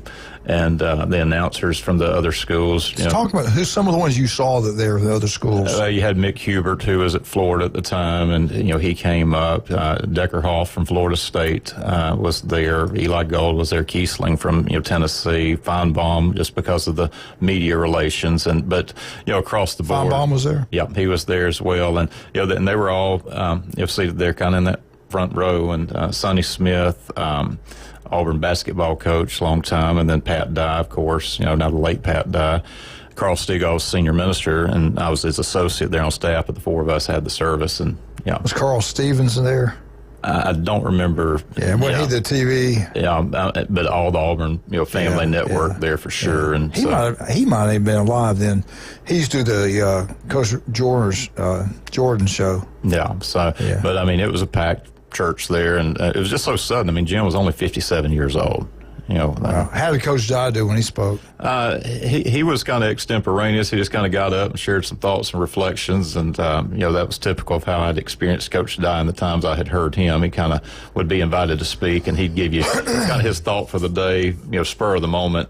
Sonny was very well spoken, very polished, excellent delivery there, and Stegall, senior minister, he closed a eulogy for Jim using Jim's own line. Jim would close every broadcast on the AU network by saying, my time is up, and I thank you for yours. And that was his signature there at the end of the day, calling a ball game. So it's just one of those moments, and part of my work takes you so many different places. You interact with so many different people, and it's just one of those unusual things that happen there, where you see someone who's reaching tens of thousands of people every Saturday, but he was just as common, ordinary guy who just happened to be the voice of the Auburn Tigers. And he loved his church, loved his preachers, and started out doing high school football. I forgot the station there. I can't remember the name of it. Something. And I'd have to look it up there. But he was a nice man. Great man. Great man. Did they have any kids? Blended family for he and Rose there. 'Cause I think it was second marriage type thing. There, Rose passed some years ago as well. But and then of course Rod Bramblett became the voice of the Auburn Tigers, and was tragically killed in the auto accident. And that's how Andy, and even that connection, Andy being the godparents for Bramblett children there. And so we had a wild game dinner we would do every year, and we'd bring different sort of sports personalities, celebrities. And one year I brought the entire Auburn network in. I mean, Stan White, and it was color analyst with Rod. And Stan was a great player. Great player at Auburn. Other years we'd bring, we had Andrew Zhao, we had Brody Kroll in. We had, different folks that would come in to just kind of headline that event. But I got to know, those little networks there, and first interacted with Andy during that time. Wow. You know, back in the 60s and 70s, those guys were legends. You know, now they still are. There's no doubt they're still big. But back then, you didn't have all those games on TV, so everybody had to listen to the radio to get everything. That's right. I love listening to the guy that covered Coach Bryant. Yeah, it's hard to believe the NCAA used to limit your television exposure because they thought they might be bad for you. Yeah, they didn't want to make all that money, I guess. But, how times have changed. Unbelievable. That's interesting. Dabo, I'll talk tomorrow. Jeff Spiegel will be on here. He was actually involved with Dabo's, got put into the Hall of Fame up in Pelham, Alabama. So I saw a picture of him and Dabo together, and Dabo had some good things to say. We'll talk with him about that tomorrow. It's pretty interesting on that. My former coach, Mac Brown, honoree at this Legend of they're doing something for him at a dinner, the leadership dinner, whatever it's called. But anyway, I didn't know. He was from Cooksville, Tennessee, I believe. 35 seasons as a head football coach in major college football. You know, he won 288 games. I didn't realize he won that many games. Yeah. 288 games. 2 conference championships at Texas, a national championship at Texas. He lost to Nick Saban in the other national championship game he played in Nick's first year. That he won the national championship. It was 2009. Only coach in the history of college football to win 100 games at 2 universities. That's pretty incredible. That is. To last that long at either school, yeah. That's pretty cool. Again, he was head coach, won 100 and something games at Texas. He won another 100 and something games at North Carolina. He truly is a role model for young people. The guy is so highly intelligent. He's got like a photographic memory. I hadn't seen him in years. I've been coaching, been gone from him. He was one of our coaches at Southern Mississippi. And good-looking guy back then. He was young. This was back in 1976 when we got there. And I hadn't seen him in years. As a matter of fact, I think he was coaching, I don't know, I can't remember if it was Texas or North Carolina time, but I saw him in Tampa at a coaching convention. Went up and talked to him, and he said, James, hugged him and everything. He goes, how's Johnny doing? That was my dad's name. How could he remember my dad's name that he only talked to a few times in recruiting when they were recruiting me? But that's how smart he was. It's unbelievable. Mike Livens played for us at Southern Mississippi. Mike grew up in Montgomery. His dad was the head coach at Jeff Davis, Billy Livens. Mike got sick, got a rare disease. He died, and Coach talked to him the day before he died and try to get there, but he did get on the phone. He did to talk to Mike because he played receiver, and he was a receiver coach at Southern Mississippi. But you talking about a great man and truly a great role model. We went out to the Alabama-Michigan State game in the Cotton Bowl, playoff game, first round playoff game. Never been to the stadium. There's a picture they showed on TV, getting ready to talk about the game, and it was on ESPN.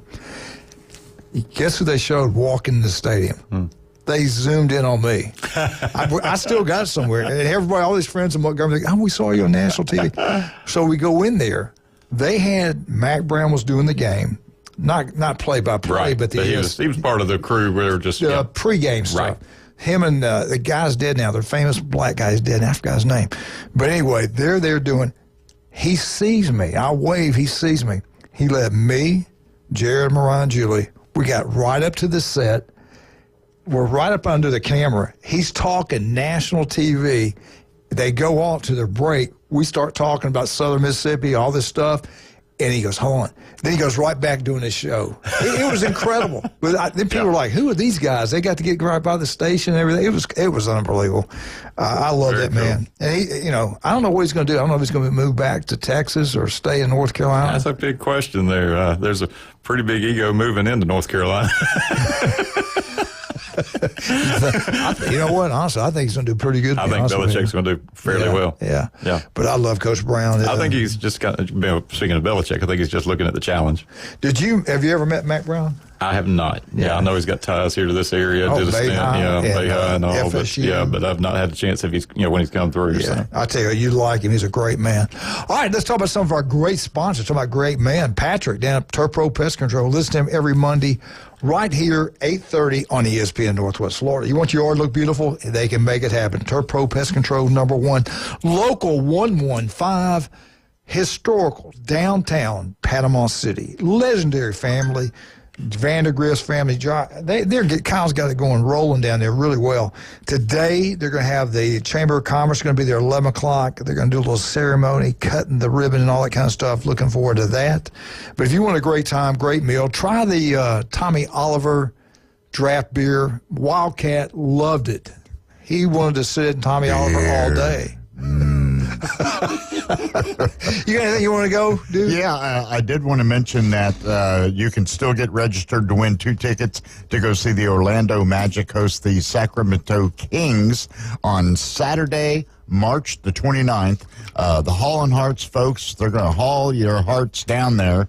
You're going to watch the game from a luxury suite. You're going to get free food, munchies during the game. And then after the game, you get to stay in a nice hotel, so you get to hang around the beautiful city of Orlando for an evening. And then Haulin' Hearts is going to bring you right back home. And all you got to do is open the ESPN Northwest Florida app, and then hit the button that says Enter Contest. It asks you a couple of questions, and then you're entered to win 2 tickets to go see an Orlando Magic basketball game. And it's all brought to you by our friends at PCB Hobby, Panama City Toyota, Haulin' Hearts, of course, for their transportation. Fairfield, Hampton Inns on Thomas, and Holmes, 2 suites. All of that right here, free of charge, on ESPN 104.3. Northwest Florida. Hey, I want to get something Valentine's. Where am I going? If you're smart, you'll go to David Adamson Designer Jewelry on Highway 77 in Lynn Haven.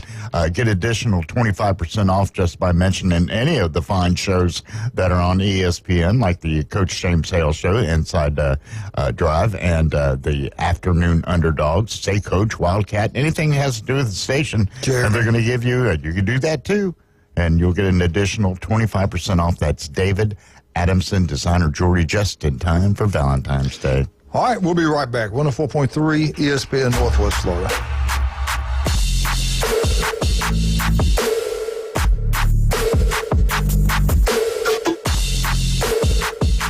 It's the ESPN Northwest Florida Haulin' Hearts Magic Express. We're taking a busload of sports fanatics on the ultimate road trip to watch the Orlando Magic play the Sacramento Kings March 29th at the Kia Center.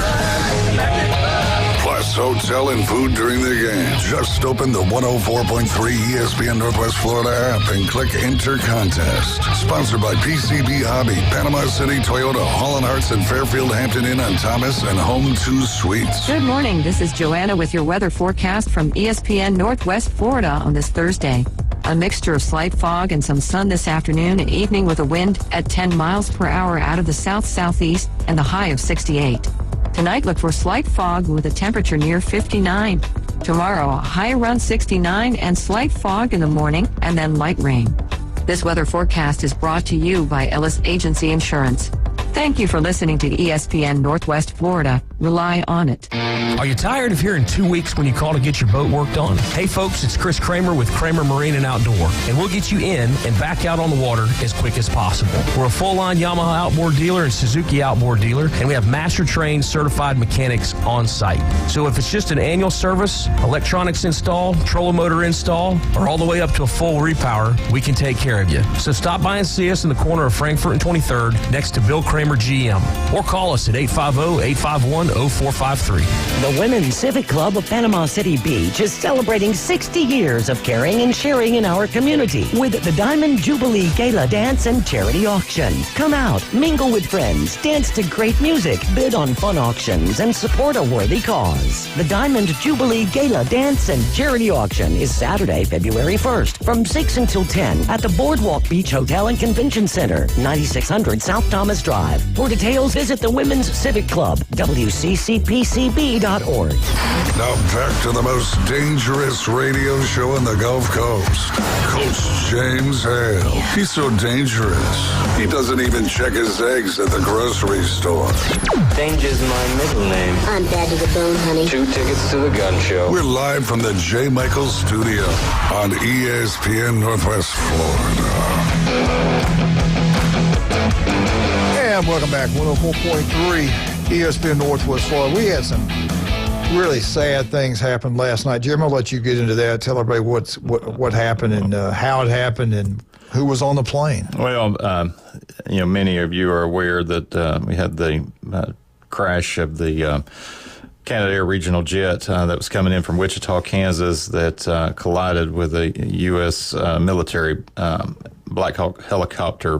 Both aircraft went down into the Potomac River, and it set off a frenzied rescue effort that has now returned to a full recovery effort. They are not expecting any survivors. The temperatures there in the river, obviously very cold this time of year, and the window has kind of closed. But 64 believed to be deceased, and we're certainly mindful of all the victims, their families who are getting these calls of life-changing, devastating news. And we'll learn more in the days to come as to exactly how it transpired. There's video out there that actually shows the moment that the collision takes place, and you can see the fireball there in the air when both of them go down. There's even audio now of the air traffic control that were trying to guide the aircraft and what they did and trying to avert this. But it does have a sports angle that we have now learned. We learned that the U.S. figure skating had a group of folks in their developmental program, 12 to 17-year-olds that had been to Wichita, Kansas for the U.S. Figure Skating Championships. And wow. Yeah. And so they were coaches, family members, and skaters that were on this American Airlines jet. They're just, this statement from U.S. Figure Skating, absolutely devastated by the unspeakable tragedy and, holding the victims' families, close in our hearts. They've not identified any of the team members yet, but there were 2 coaches that were identified by the Kremlin because they were Russian figure skaters, and we have learned they were world champions in 1994, twice competed in the Olympics. So just a devastating news, and then just the added sports angle here for what we discuss each and every week. We rarely discuss the figure skating community, but you think about the number of athletes of any sport that are flying across the country or traveling here and there, and it's remarkable, near miraculous at how safely we are able to, get across country to play a football game or, all of those things. And then you have an event like this. That's Marquette. How can something like that happen? Well, my understanding is the flight was coming in, and the military Black Hawk was also going to come in and fuel up. And they told the Black Hawk helicopter, okay, you have to do a VOR, which is you have to start looking out your windows instead of your gauges and get an eyeball on this plane that's coming in for landing because you're coming in too low, too close, too fast. And when they did that, obviously they looked up and it was too late to make any kind of maneuver for the jet or the Black Hawk, so they collided it. But wow. I think they're going to find, and this is my opinion, that the Black Hawk was probably at fault because they were the ones that were supposed to go, visual reference when they were coming in, and they just came in too low, too fast, and Jerry, were they over the river when this happened? They were coming in for and I think they were 200 feet. Have you flown into Reagan? No. Okay, so you make your approach over the river into Reagan National, right. and so you're flying along, and a few times I've flown into Reagan. I mean, you're over water, and then right at the end you hit the runway here coming over the Potomac River. So well, that's a blessing in a way. If you'd been over the city, that would have been even worse. Yeah. So it just about a half mile out, and just devastating news to if you did not hear that, as it broke last night. It's all over the media, this morning here, and we'll learn more in the days to come. But it's the worst air disaster for the United States since 2001. You may remember in the weeks after 9/11, there was a Boeing jet, I believe, that went down, and everybody thought, terrorism again. They turned out it was, catastrophic mechanical failure. Was that the one that the pilot saved them and landed in the water? No, this all on this one perished as well in 2001. Wow. So, but the one you mentioned there was the Miracle in the Hudson, where he brought them down in the river and got them out after the bird strike. So, wow. It's just one of those. Hey, I was not born with wings. So I don't like flying. No. If he wanted me to fly, I'd have wings. Yeah, I heard that. Yeah, and it's one of those you just almost take for granted. You can jump on a plane because we've done so much to improve safety, and then you realize it's still a. That's how we got to our football games. You fly, unbelievable. Yeah. Speaking of athletic kind of events, I was speaking with John Weaver, who's the campus minister at Middle Tennessee State University, and we were talking about different places that they've been because Middle Tennessee State gets a lot of money games to travel to.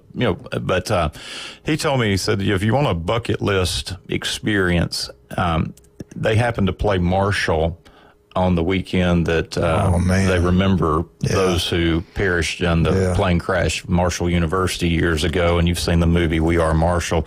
And I'm one of these, for all the NIL issues, the pageantry of a Saturday on a college campus with the band and the alums and the families and the tailgating and the game. I mean, that nothing like it. There's nothing like that. Yeah. And I'm at the place now where, I've been to a lot of games in Tuscaloosa. I thoroughly enjoy it, but I'm also, curious to see what happens in these other places. And I've been able to watch a lot of ball games and venues where I had no dog in the fight, but I got to see what it's like. And you have a whole different experience when you watch them on television afterwards, and you kind of know what's around the stadium or what's taking place. And John told me, he said, if you ever get a chance, he said, put the remembrance game for Marshall on your calendar. And they still hold those players and those coaches and all those that were connected to the program close. And that movie was unreal. Yeah, and they stood, to honor them in the moment of silence. And he said, I'm standing there, and, we're being respectful just in the moment. And said, the woman that was in front of him just turned and said, thank y'all for honoring. He said, my brother was on that flight.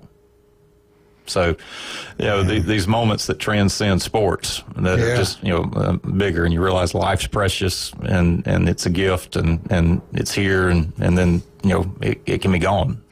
Yeah, speaking of life, keep Tommy in your prayers. He's nothing wrong, but him and Louise had that little flu symptoms this past week, stomach virus and everything. Yeah. They've been through a lot of sickness lately. Yeah, that crud is out here too. Yeah, I mean, my wife's deadly. There's the flu going around. There's flu going around. All kind of stuff. Wash your hands. Ammonia. It's turning into an ammonia. I can gauge the health of the community based on where I have to park when I'm going to visit folks at the hospitals. And, to go see somebody at Bay the other day, it was like I had to park in Millville. Thank goodness no one ate any of those donuts, because there was one guy, hands all over him, that's been really sick. I have not touched the donuts, and I don't think I've been sick. Did you eat one? I just one. I should have warned you. How many did you eat, Coach? More than one. Yeah. No, I'm just kidding. He's trying to hold them back. Yeah. Hey, I got to get this in today. We got about a minute, so this work out good. I love Elvis Presley, okay? Do you realize, I heard a story, another news story, I hadn't heard this one about him. He was in Memphis, had gone to a dealership. A black young lady needed a vehicle to get back and forth to work, to school. She was going to Memphis State. She came out of the dealership crying. She couldn't get the financing. She couldn't get it. Elvis happened to be walking in at the same time she walks out. Her head's down. She's crying. She didn't even see him. He taps on her shoulder. He goes, honey, what's wrong? And she said, I can't get a car. Just no, nothing. And she didn't want to talk about it. And he goes, well, come here. He put his arm around her, took her back in the dealership, and those people see him. Oh, yeah. They act totally different. Now, this was back in the 60s, okay? They were acting totally different. He buys her the car. He says, you got a new job. And he goes, what is it? You come to Graceland, 4 o'clock, 1 day a week. He paid for her the rest of her schooling. Insurance. A black lady back then. I mean, what kind of guy does? I mean, Jeremy would do something like that, but isn't that special? How about isn't that pretty cool? Great All right, sport. hey, Jeremy, you got you next week? Yep. All right, we're out. 104.3 ESPN Northwest Florida. ESPN Northwest Florida presents Wrestling Against Cancer 10. Proceeds to help Ryan Holland. Stars to appear Mike Steele, Donnie B.